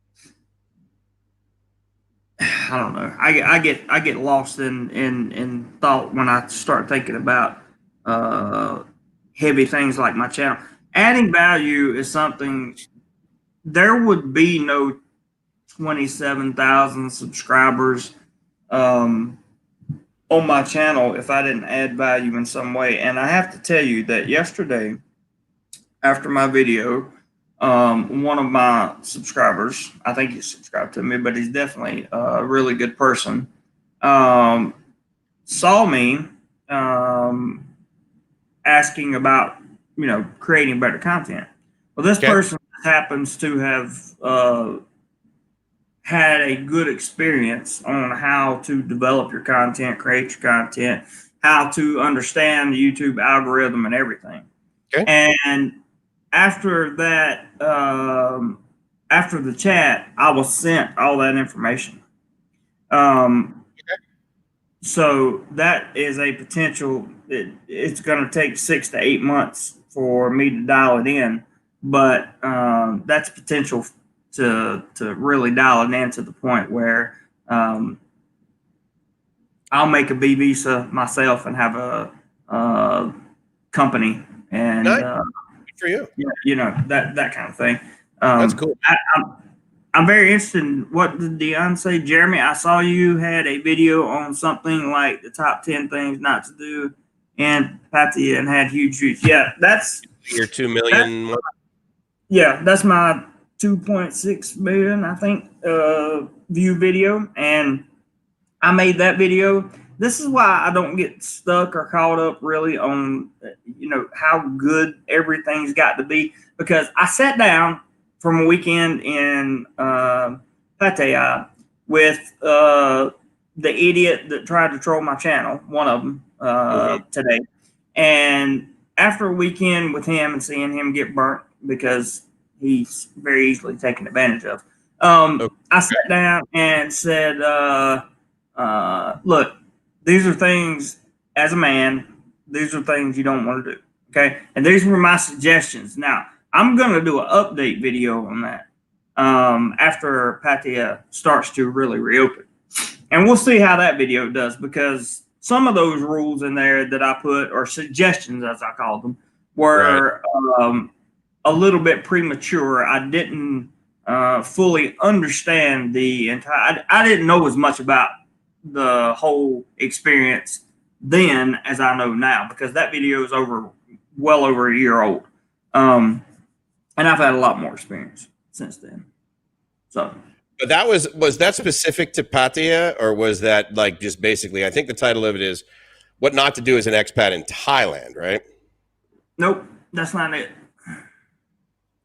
It is a few suggestions for men. Cool. Yeah, vacation. On the thumbnail is my good friend Jessica, and it says "Listen to me." Jessica is the one from the Philippines, who's the school teacher in Pattaya now. No, she lives in America, but she's half Filipino. Her mother is Filipino, and her father is American. Got it. Okay, cool. Todd just posted a great article from the Phuket News on it opening. So thank you very much, Todd. I think he's got a deal, so people can click on that, right? Yeah, awesome. Thanks, Todd. Appreciate it. Phuket News I'm also a fan of. I really like the Tiger, though, because obviously they're focused on a little bit more of Thailand, that sort of thing. Do you ever listen? I think it's oh my God. I think it's a YouTube video. It's like maybe it's the Pattaya News. It's a British guy, and he always ends it with mitts, masks, and meters. Oh, I don't know about that. I haven't heard that. I know that the Pattaya News has a website, but I don't know that they have. I don't watch their website. I just get their email. I signed up for their email list. Yeah, that's smart. That's pretty good. What other areas, what other sources do you use to get information on Pattaya? I mean, like I said, you got plenty of friends down there. Do they like ping you with updates and stuff? Or? A lot of friends down there, because no matter what the news says, firsthand experience is, you can't really speak Oh, Senior Frank says you can charge one AirPod at a time. Let's see if that works. Let's see if you can There's still a hear microphone in each one? Or do you just use them as a headphone? Can you hear me now? You just use them as headphones. Can you hear me? I can hear you, yeah. No, can't hear me? Yes, I can. Yes, I can't hear you. Yeah. I can't hear you. Okay, I'm going to charge them real quick, Mike. Awesome. That's cool. 5 minutes. Five. Oh, that's easy, man. 5 minutes is a piece of cake. Fabulous 103. Thank you very much. Yeah, I know. I was sitting there and I'm going, that's right. It's a fabulous media group. Or actually, what do they call it? No, that's yeah, they're part of it's Kiss FM, right? And Fabulous 103. Yeah. Yeah, that guy's got kind of a cool voice. I do like the whole Mitts, Masks, and Meters thing that he enters with. I do like their data. It's like a real concise sort of thing that's going on. Thank you, Ron. Appreciate it, man. Are those Apple AirPods or no? Oh, you can't hear me at all? You've got like no ability to hear anything? Oh, I didn't realize that. Okay, well, that's fine. I guess I'll just I'll tell you what. Let me see if I can I do this? It doesn't really matter. Oh, I didn't realize that he's just basically going to have like no audio, and that's too bad. He should just like change it to the speakers in his laptop, but I guess he wants to charge. I guess that could make sense. Fabulous Pattaya. Yeah, thanks, Robert. One thing I've noticed is more Thais traveling to tourist places like Phuket, which is nice to see. Yeah, normally Phuket, right, is not sort of the tourist area of for Thais, right? They will travel like Samui and that sort of thing, but for the most part, Phuket is pretty foreigner focused, reclaiming their country, not a foreign tourist. Yeah, I mean, it's kind of nice, right? I mean, good for them too. And so Apple AirPods, you mean he has Apple AirPods or Apple AirPods you can charge one at a time? I've never used them for the main reason that they die like that. That would disappoint me. I do have some Bluetooth headphones that I use, and they were given to me for free, actually, from when I was president of this user group. Wait a minute. So you can hear me, Jeremy? Or he can't hear me? No, he can't hear me. He can talk, but he can't hear me. That's a bummer. I'll have to educate him on how he can do that a little better. Yeah, there you go. If you haven't hit the like button, please do so. It's interesting how, and to that point, the Thais vacationing like in Phuket as well as other places. One of the reasons why I travel the way I travel, especially when I'm going to a destination for the first time, is I travel Sunday through Thursday because for the most part, the Thais have gone home by then. Meaning Sunday night, I'll get there kind of as they're leaving. But additionally, because of this AirAsia pass, I'm really able to get flights pretty much Monday through Thursday. And then when I'm able to do that, I just have an amazing time. I will tell you, though, a couple places that I've been, and especially when it's sort of in a high tourist area. Okay, so for example, at Koh Phangan, where you get off the ferry, right, at Tong Sala, that's kind of like a high sort of tourist area. There's a lot more Western type thing.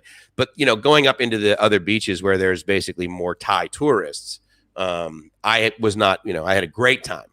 But in the high tourist areas, a lot of times when I'm going there, and really the only kind of tourists they were going to get were foreigners anyway, then sometimes it's disappointing because they get really a little bit too aggressive for me. And so that's, both nice.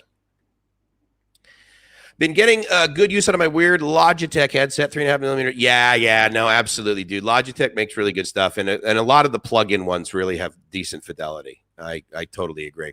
So, Dion, you're asking about the AirAsia Pass. So, again, this is not available now for purchase, but it was for about 2.5 weeks.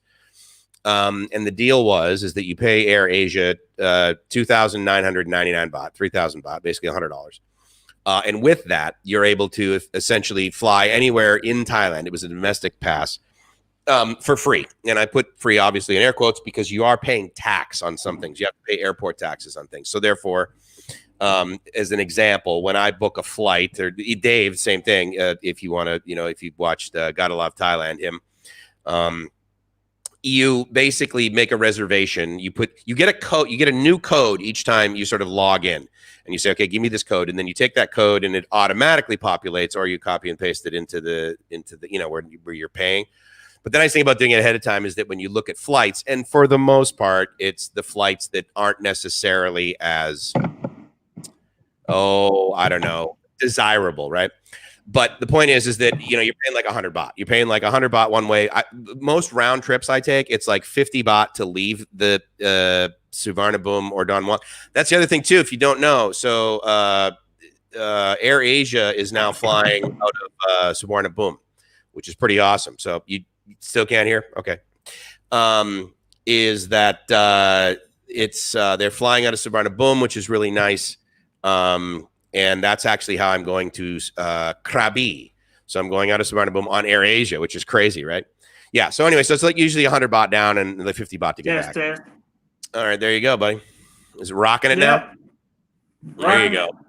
I knew I could hear you breathing, but for some reason I couldn't. I guess you couldn't hear me, which makes me think that you're using the microphone in your laptop and not the microphone in. Okay, got it. All right, good. So just I am, because for some reason the setting on StreamYards will not allow me to do both. On my live stream yesterday, I could do both. It's the mic and the speaker. But for some reason on StreamYard, when I tried, you remember you and I were trying to do a test on that one day, and it didn't work. Wasn't happening. Interesting. That's very good. Yeah, I mean, I've tried the different earbuds. I prefer the plug-in ones. I got these plug-in ones that were only $20. To Hike's point, his Logitech. I got these JBLs for $20. They sound stellar, man. They have so much low end. I mean, obviously, considering the size of the coil, obviously, you're not going to get awesome, but it's pretty one dart. Oh yeah, thank you, One Hungry Traveler. Yeah, so that's an important safety tip. So you got to make your reservations 21 days in advance, and there are some flights for sure that are unavailable. So if you have this fantasy that you're going to leave Bangkok on Friday night and come back Sunday night, that's what everyone else wants to do. So those aren't as available. Monday through Thursday, it's totally a good deal. It is a good deal. Yes, too bad that you missed it or whatever. I will tell you right now, though, the nice thing about AirAsia is they come up with these things all the time. And, I think especially after this Phuket project thing, there's going to be a lot more push for domestic travel here in Thailand. When I'm on these planes, I spend extra money. It's like 500 baht or whatever to get the emergency exit row because I need extra leg room. Otherwise, I'm going to be really disappointed. And let's face it, the leg room in an Air Asia flight is ridiculous. It's like 28 centimeters. It's just offensive. But it's Air Asia. It's not Air white guy from America, who's like 6'2". Hey, if you're 40 kilos, you're getting, I've seen the Thais sit in there and, they're like, oh my God, look at all this leg room we got. I'm like, yes, well. You also can't reach your luggage. You look at me for that. And so I get so it ends up basically costing me out of pocket like 1,000 baht round trip. The good news, though, is that I've been able to sort of figure out how to travel with less than 7 kilos all in, which includes my laptop and my camera and my gimbal and, gear and chargers and an extra phone and all that, and then some clothes. But I've also noticed that they are pretty lax right now. If you've ever been on some AirAsia flights, they're very militant about the amount that you're carrying on, because the minute you go over 7 kilos, they get to charge you for 20 kilo check-in, which is usually another 500 baht. But they've been pretty flexible lately. So that's been pretty good. Pretty much have to travel Friday through Sunday. Yeah. And again, that's, but that said, though, don't forget, it's not low season, it's no season. So there are flights for sure. They're available. And so my point is that when a deal like this comes up again, which AirAsia will definitely do, I would encourage you to take it. For me, it was just like, okay, well, even if I only take one flight, I spent 3,000 baht. 3,000 baht on a round trip flight in Thailand is very common. So, what's up, Asia Unscripted? Good to see you, man. How you doing, buddy? He's back in Seattle. Is that right? Somewhere in that neighborhood, yeah. Bangkok Air gave me 40 kilograms free luggage allowance and was $1,400 to Phuket to Bangkok. one way. Yeah. No, I mean, I get it. The Bangkok Airways has an infinitely more customer focused model in their culture. Did they still give you orange juice and in popcorn? I guess they can't serve food. That's the other thing is you can't even bring in your own food on board. So, but I like Bangkok Airways, man. The customer service is great. Travel light. I've never flown them. I would love to. Yeah, they're pretty good. I mean, the planes are. I think the leg. Well, I was going to say I think the legroom's better. Every plane has better legroom than AirAsia. That's absolutely 6'8", dude. Yeah. Absolutely, you're paying extra, but it's worth it. It's totally worth it. Seattle, thank you very much. Good to see you, Jason. Yeah, glad you made it back there. Yeah, glad you're safe too, Jason. Good, very good. All right, dude, I got to grab something to drink. It's all you. You're going with you're going with Pigeon Cam. Pigeon Cam. I love Pigeon Cam. I still need. I can set a Pigeon Cam up outside here, on the balcony. But the problem is, I really think that the pigeons would eat the camera. I mean, I really believe that. I believe I would have to put up some type of protection around the camera or something like that. I have a great view of the western part of Bangkok, where I'm at, and I would really like to show you guys some of that, but it might give away where I'm living, and that's something that everybody needs to take, in my opinion, something that everyone needs to take into consideration when they show things around them, their environment, that kind of thing. Don't give away your address. Let people find it the hard way, because that means they've probably done something illegal. Cody, you are late to the live stream here. Very, very late, Cody. Very late. Shame on you. No, I'm just kidding. You had to go pick up the kid from work. She was a Whataburger. Oh, she wanted a Whataburger. Dude, I would love to have a Whataburger. Oh my God. I would love to have a Whataburger. You are in a secret location. No, I'm not in a secret location. I'm just not in a location that I'm going to give away. But I'm sure there's plenty of people that have done the research and know where I live. So I hope that this Green Lane Phuket thing works out. I hope that it opens up travel. I really don't see. This is just my personal opinion, guys. Okay, this is just my personal opinion. I don't really see what the TAT is going to do other than have some type of soft opening. This soft opening, obviously, we think it's going to occur in Phuket. I don't know that for sure, but that's kind of what it looks like.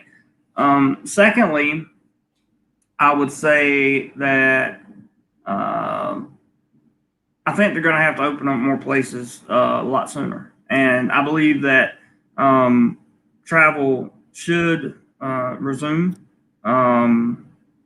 sooner than, there was talks. There's all kind of hypotheticals. Just like, this reminds me of talking about politics, right? There's always hypotheticals, and there's always somebody that knows something nobody else does, and that kind of thing. So I honestly think that Thailand will desperately see the need for, especially some of these expats that are overseas that are on like retirement visas, but they can't get back here.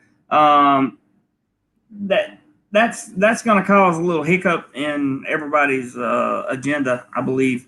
And I would really like to see Thailand open back up safely, of course, but also as soon as possible. I think that would be great. What do you think, Mike? It's kind of weird, right? Because it's like, okay, so what is gonna be sort of like, I guess the tipping point? Because I can understand why some people have been like, hey, so yeah, you guys are doing really great right now, but people are going to get infected anyway. And so you guys are just way at the tail end. Like, you know, the inevitable is, and I just flashed on that. I think the signal just dropped for a second. So sorry about you froze, that. Yeah. But, so you said I think you said I think you guys are doing great right now, and then you went away.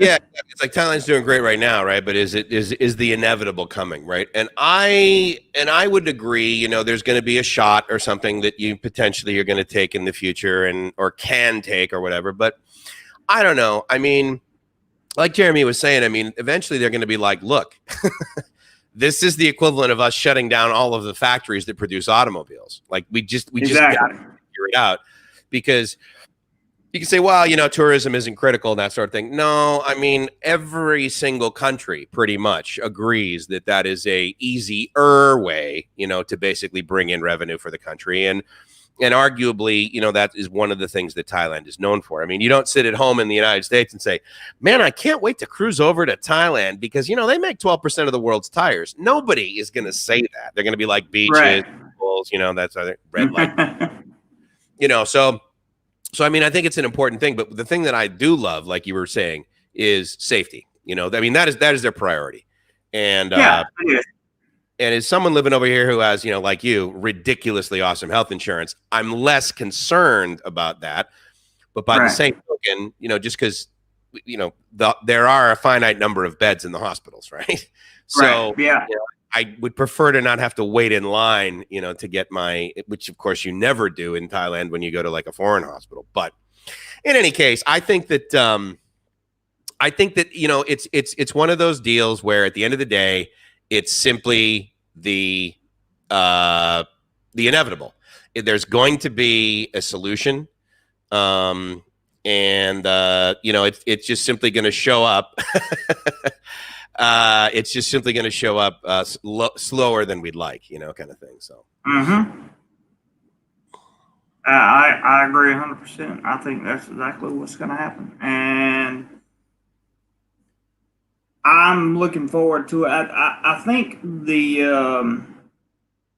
one of the things that concerns me is, like, I have friends that have retirement visas. I have friends that have other kinds of visas that are stuck in America or stuck in England, right? Or stuck in the UK, whatever. Did I say England? Whatever. They're stuck somewhere across the world, right?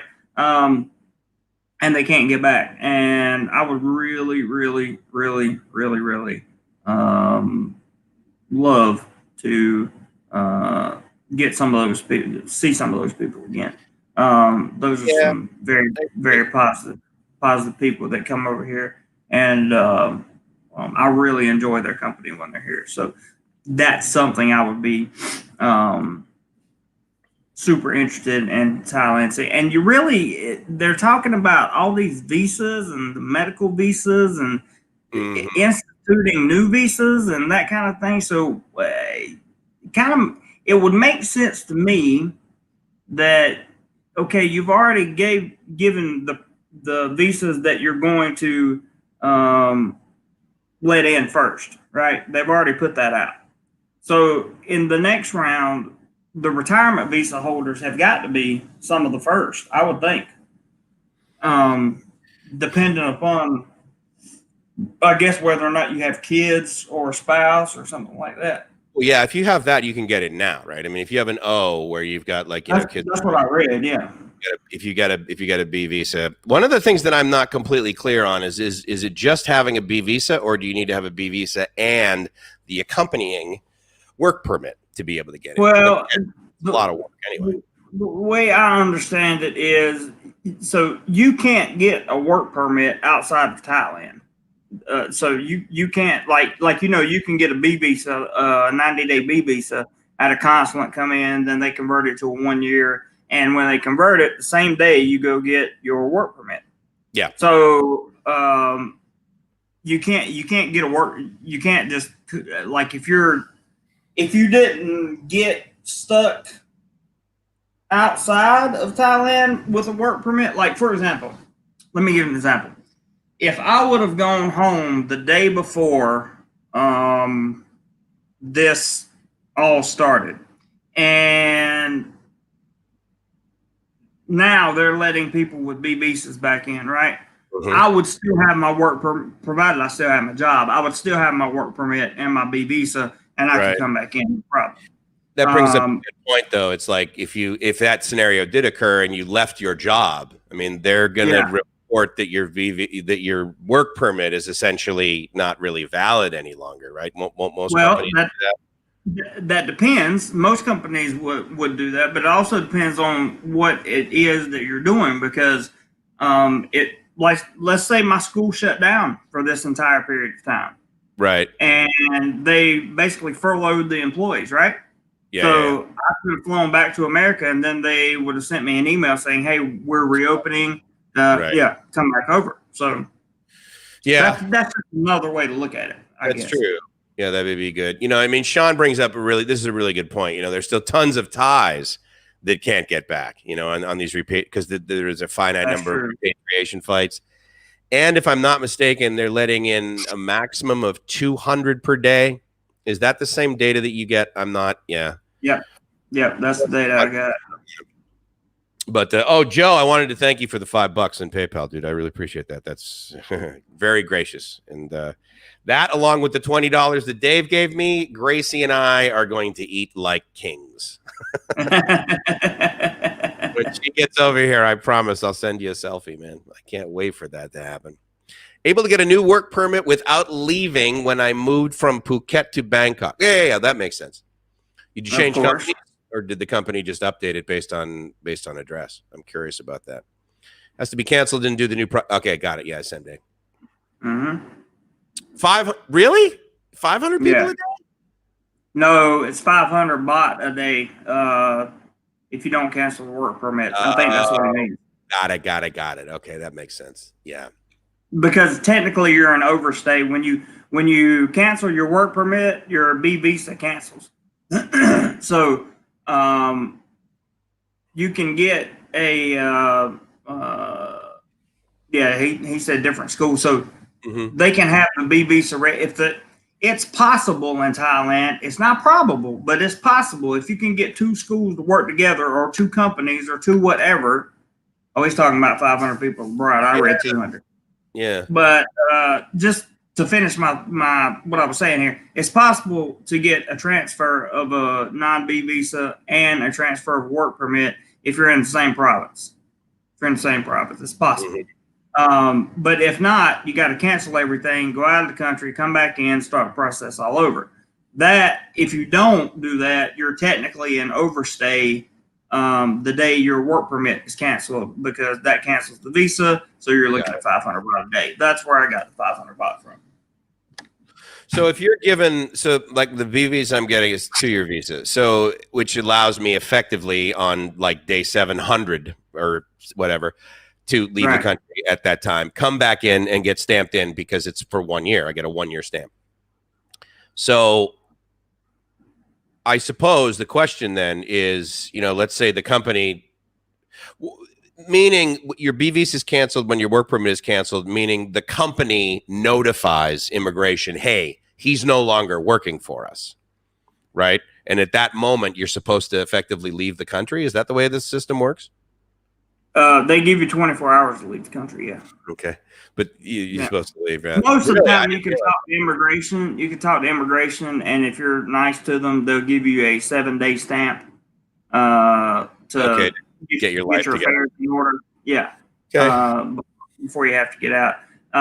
But in your case, the smart visa, some of the smart visas don't even require a work permit, because it's just like the smart visa is a working visa, right? Yeah. So, just to be clear, I'm not getting a smart visa.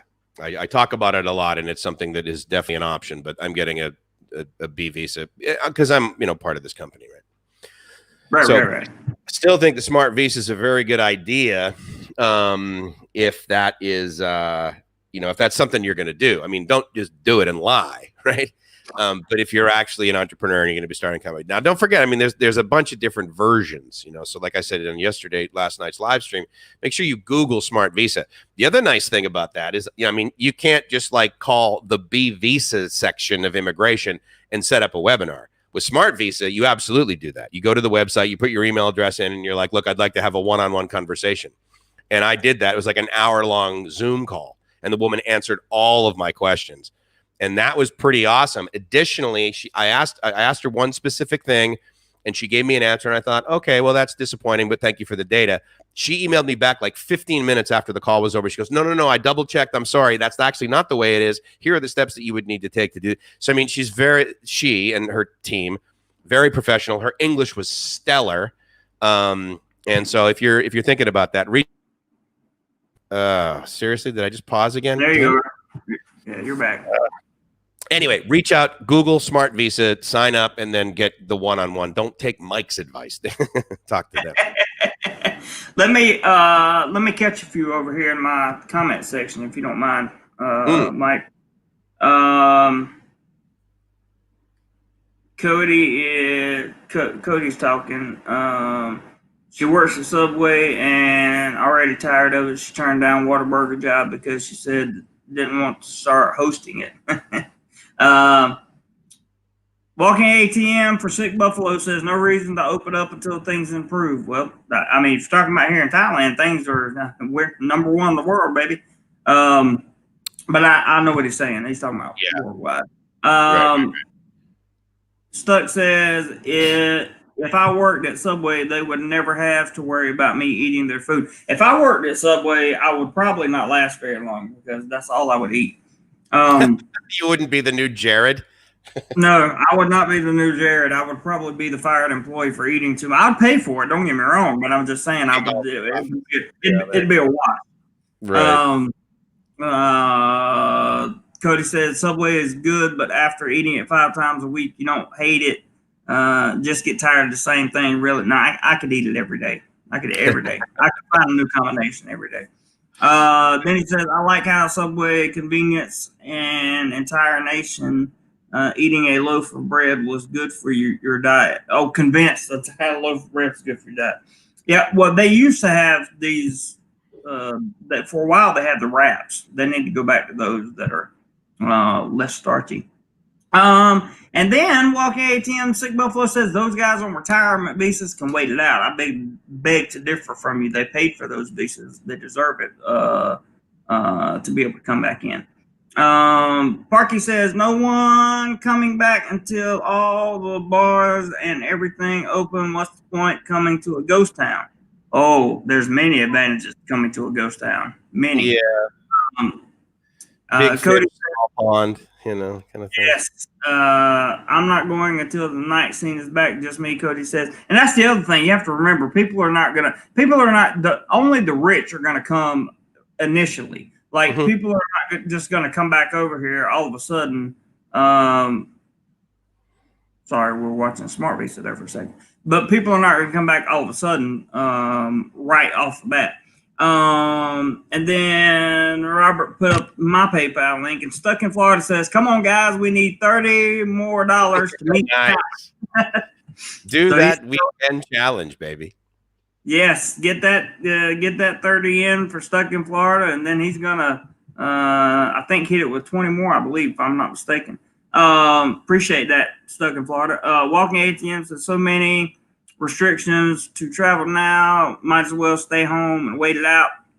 Depends on how much you love to travel, in my opinion. Then he says, how often do you eat Western food there? Not a lot.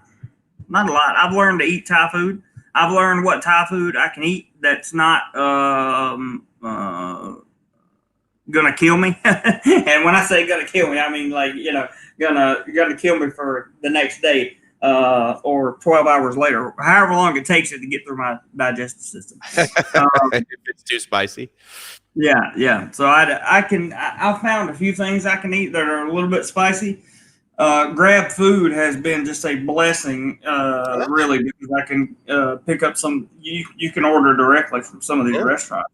Totally. And I think that's going to be awesome. Have you ever been to the Mekong River? Yes, I have. If so, what are your thoughts? It was beautiful. I was in Sabanakhet, Laos, and I ate dinner that night with my friend Steve. not Montelli, the Steve that you see in the videos on my channel. That's where we actually met, was on that visa run. And we had dinner on a floating pier that night in Laos, looking across at Thailand from the Mekong. Nice work. Let me answer Tom's question. The cost of a smart visa, the one I was speaking of, because there's basically 5 versions, is $300, basically 10,000 baht. Whether you get the 6-month one or the 1-year one, I wanted to let you guys know that I threw up a URL to basically this website, and just to clarify, how to go to it. There are obviously, these are the qualifications for each type of visa. The one that I was speaking of is basically the startup one.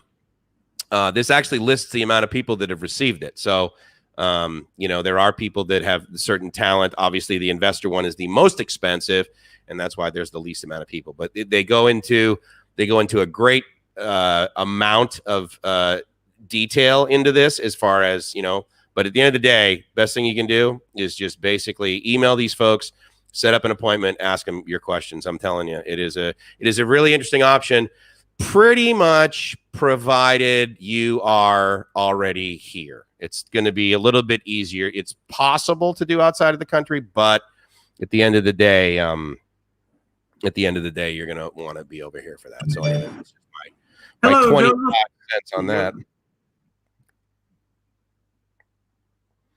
Okay, what is Mitch, thanks a lot, buddy. I appreciate the PayPal. Mr. Mitch, live the dream. I will. Your wish is my command, sir. Thank you so much for $5, buddy. I appreciate that. I'm honored. Absolutely honored. Yeah, so Hingham is a small suburb of Boston, and that's where I have the address there for that. So basically, Massachusetts is my home state for now. And the ghost beaches you're talking about, Hugh, is absolutely correct. We refer to those as only child beaches here at the Cool Kids table. So, yeah, sure. Check it out, Tom. I mean, again, if you have any questions, ask them first and then tell me. You're welcome to ask me questions. Any of you guys are welcome to ask me, or I'm certainly Jeremy too. But for me, all you got to do is email livemyassoff@gmail.com. But for Jeremy, obviously, chatting with him and that sort of thing is easy to do too. What do you usually do? Do you guys just reach out to you on Facebook, or do you just have them basically wait till a live stream and chat then? Usually it's Facebook Messenger, and something I hate to say this because it's going to sound harsh, but what people will do is they've learned what time I wake up in the morning during the week. Okay. And they'll hit me with a big question that requires a lot of typing and a lot of information, right? Okay. And I just don't have time in the morning to answer that question. And Got it. I hope that nobody's feelings have been hurt by that, because I'm getting ready to go to work. It's not like I'm trying to ignore them in any way, form, or fashion. So that, I believe that's got misunderstood several times. Also, I think it's when I come home from work and I try to get a little bit done on the computer, I get hit with a bunch more messages because they know I'm getting off work, that kind of thing. So it's just if I don't get back to you right at the when you send the message, I try to get back to everybody when they send the message. But if it's in the middle of the day and I'm teaching, I can't even touch my phone. So just remember, guys, if I don't get back to you, it's not because I hate you. It's not because I don't care about you. It's not because any of that stuff. It's just because I can't at the moment. So finite number of attention units, just like all of us. Absolutely. Joseph, good to see you, buddy. Hey, Joseph, I wanted to let you know, I wanted to show this up there. I actually bought a smoothie with the money that you sent me the other day. I bought actually 2 over the course of the last few days. Coconut smoothie. So thanks a lot, buddy. Appreciate it. Todd's out F1 race in the morning. Mercedes suck. They should stay. F1. He likes that F1. Yeah. Yeah, absolutely. Really? You think was McLaren still really in competition for those guys? Who's the best? Honda? I don't even know. That's a good question. Todd, take care, man. Good to see you. Peace, buddy. And thanks for dropping by, brother. Appreciate you very much. You should call him Mr. Elite.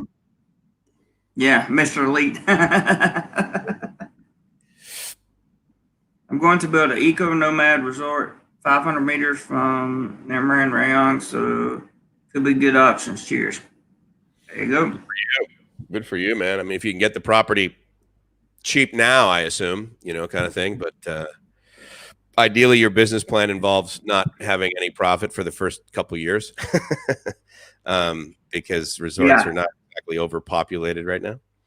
So. Yeah, they're definitely not. If you're over on my channel, let's try to get 40 likes, and to do that, we need 4 more thumbs up. So if you hadn't hit the thumbs up button, hit the thumbs up button. And I got a feeling the stream is coming to an end here. So it's 11:30.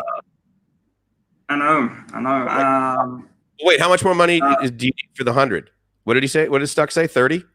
30, yeah. So I'm waiting to see if 30 comes in, and gonna wait to see if the 30 comes in for a little bit longer, and if it doesn't, we'll shut it down. No, that wasn't it. See, that's such a positive sound. Todd says Mercedes made like about a full second over the rest of the field. Really? Okay, I mean that's significant, I guess, in F1. Wow. Mercedes are doing that well in F1? I didn't know that. F1's not racing that I really grew up on or grew up around, so I don't know a whole lot about it. But you're a NASCAR guy. Yeah. Well, I was. With the way the whole sporting everything is going in America, I've just NFL football is my favorite sport to watch. Period. Okay. Right. But they are even. I just can't. I just can't. I can't. Yeah, and it's not. It's not about what their cause is about. It's about the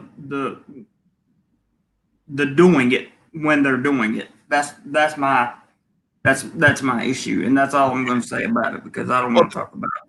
The beauty of car racing, right, is like, I mean, you really don't need an audience. I mean, obviously there was in the past, but at the end of the day, many people will watch it on TV, right?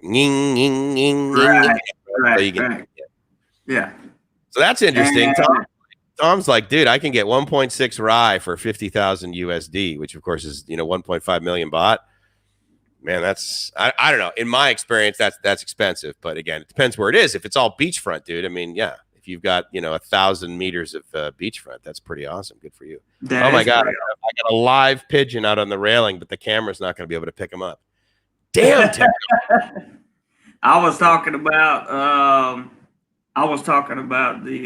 Stuck said I was talking about your pigeon cam and how I could do the same thing, but I'm scared that the pigeons would eat the camera. You think?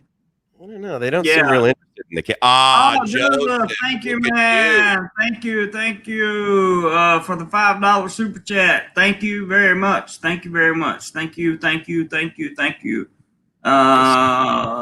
Stuck, are you willing to count that towards the PayPal?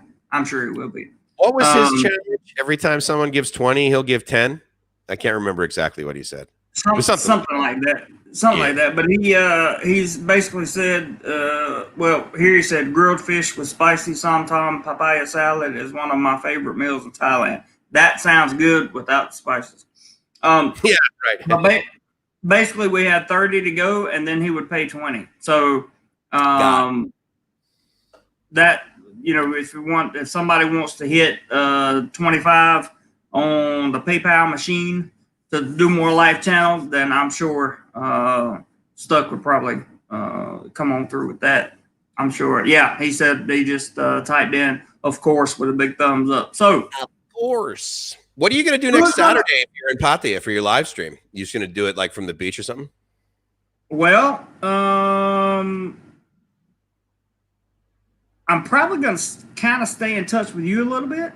Yeah. And maybe see if we can't do a sit down live stream one day, one of the days that we're there. Doesn't have to be at the same time or any of that stuff. For next weekend, I was trying this weekend to build up as much money for the travel fund as possible, right? Yeah. Or for the channel fund, because I want to go down there and I want to stay at a decent hotel, and I want to be able to tell people that or I want to be able to show people that there are, extensive perks of Pattaya. Like, there's so much more to do than just the nightlife. I keep telling people that, nobody listens. Yeah. But well, some people do. But the point of the matter is, I haven't had a vacation in a long time, and while I am definitely going to record some, I don't know how much live streaming I'll be doing or when it will be done. So, I just don't know. I really want to go enjoy myself, Mike. That's what I'm getting at, And well, I completely enjoy these live streams. Don't get me wrong, guys. 100,000,000% enjoy the live streams. I do this. Well, obviously we get monetary value out of it, but I would still do it regardless. If there was no PayPal, but or if there was no super chat or whatever. And the reason for that is because the interaction I get with my community, and they always help. If I'm having a bad day, they always lift me up, and it's awesome.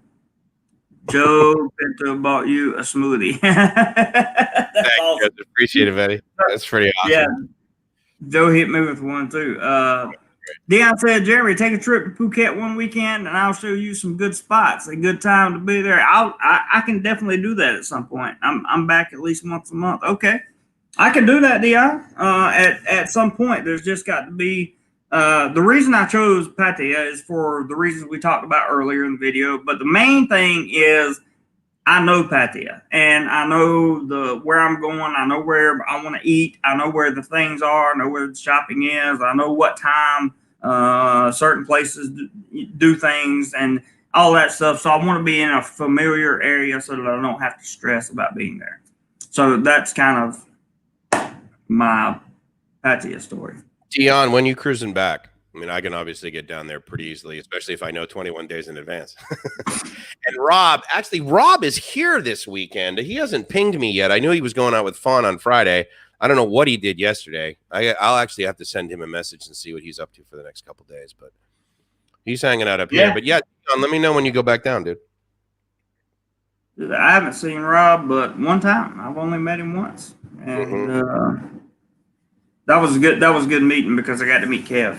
Also, and that was when Kev was healthy. Yeah, I know. I get it. I think his birthday was August 6th.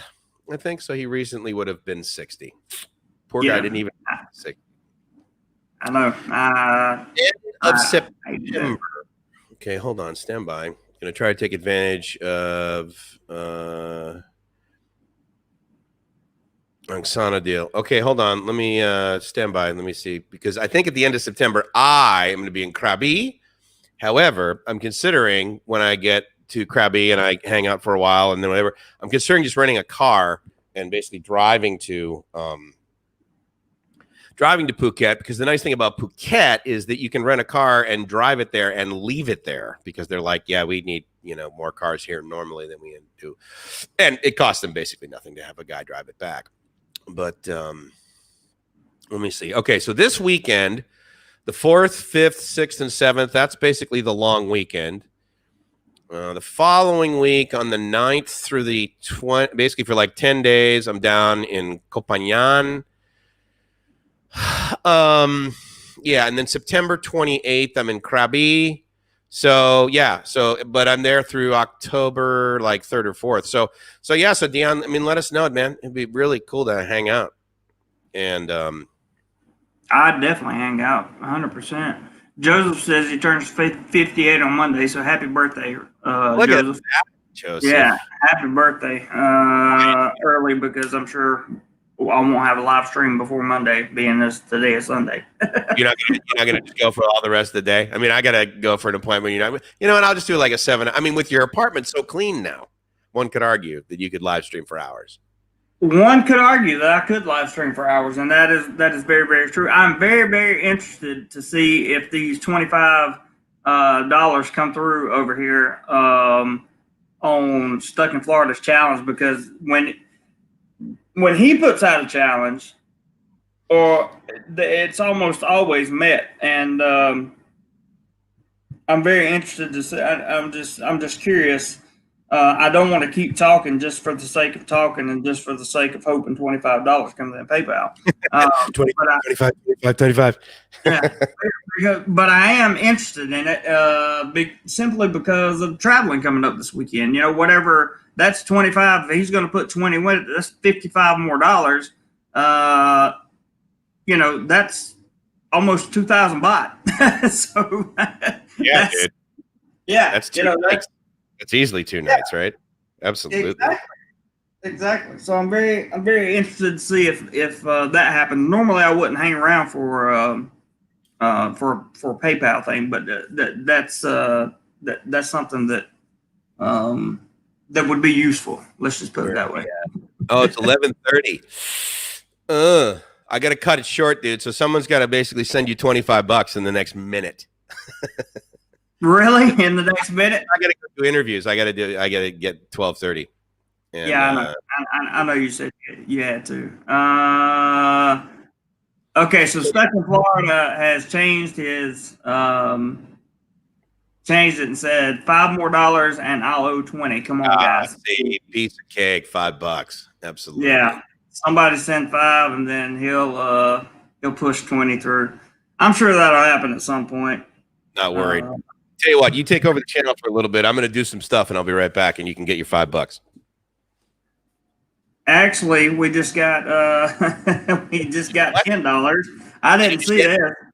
I didn't see this. This is from, well, I can show it. This is from Joseph. Joseph, dude, nice work. Joseph, you rock, man. Love you, man. Thank you. I just happened to look down and see that, and then I got and there's the 20 from Stuck. I'm gonna cover his name up, and let me go this way with the phone. There it is, and that's awesome. That's awesome. I'll give you a running total here in a second. 20, 40, 60, 80, 90, 120. 120, not including $5 on Super Chat. That's awesome, like boom, boom, boom, boom, awesome sauce. Good for you, man. Congratulations. That's a great way to end today's stream. Dude, I'm so excited, man. That's like the best way ever to end a live stream. And just so you guys know, I would continue to talk if there were things we could talk about, and Mike wasn't out of time. But I think you got to go, bud, right? Yeah, absolutely. I gotta go. We got some interviews for the next podcast. Okay, all right. Well, once again, thank you, Mike, for having me on, brother. I love you, man. I appreciate it, and I really, really, really appreciate it. And to the DoMoreLife family, and including your family as well, Mike. I just want to say, love you guys. I appreciate what you do. I love the way you guys handled the slight problems we had with miserable people earlier today.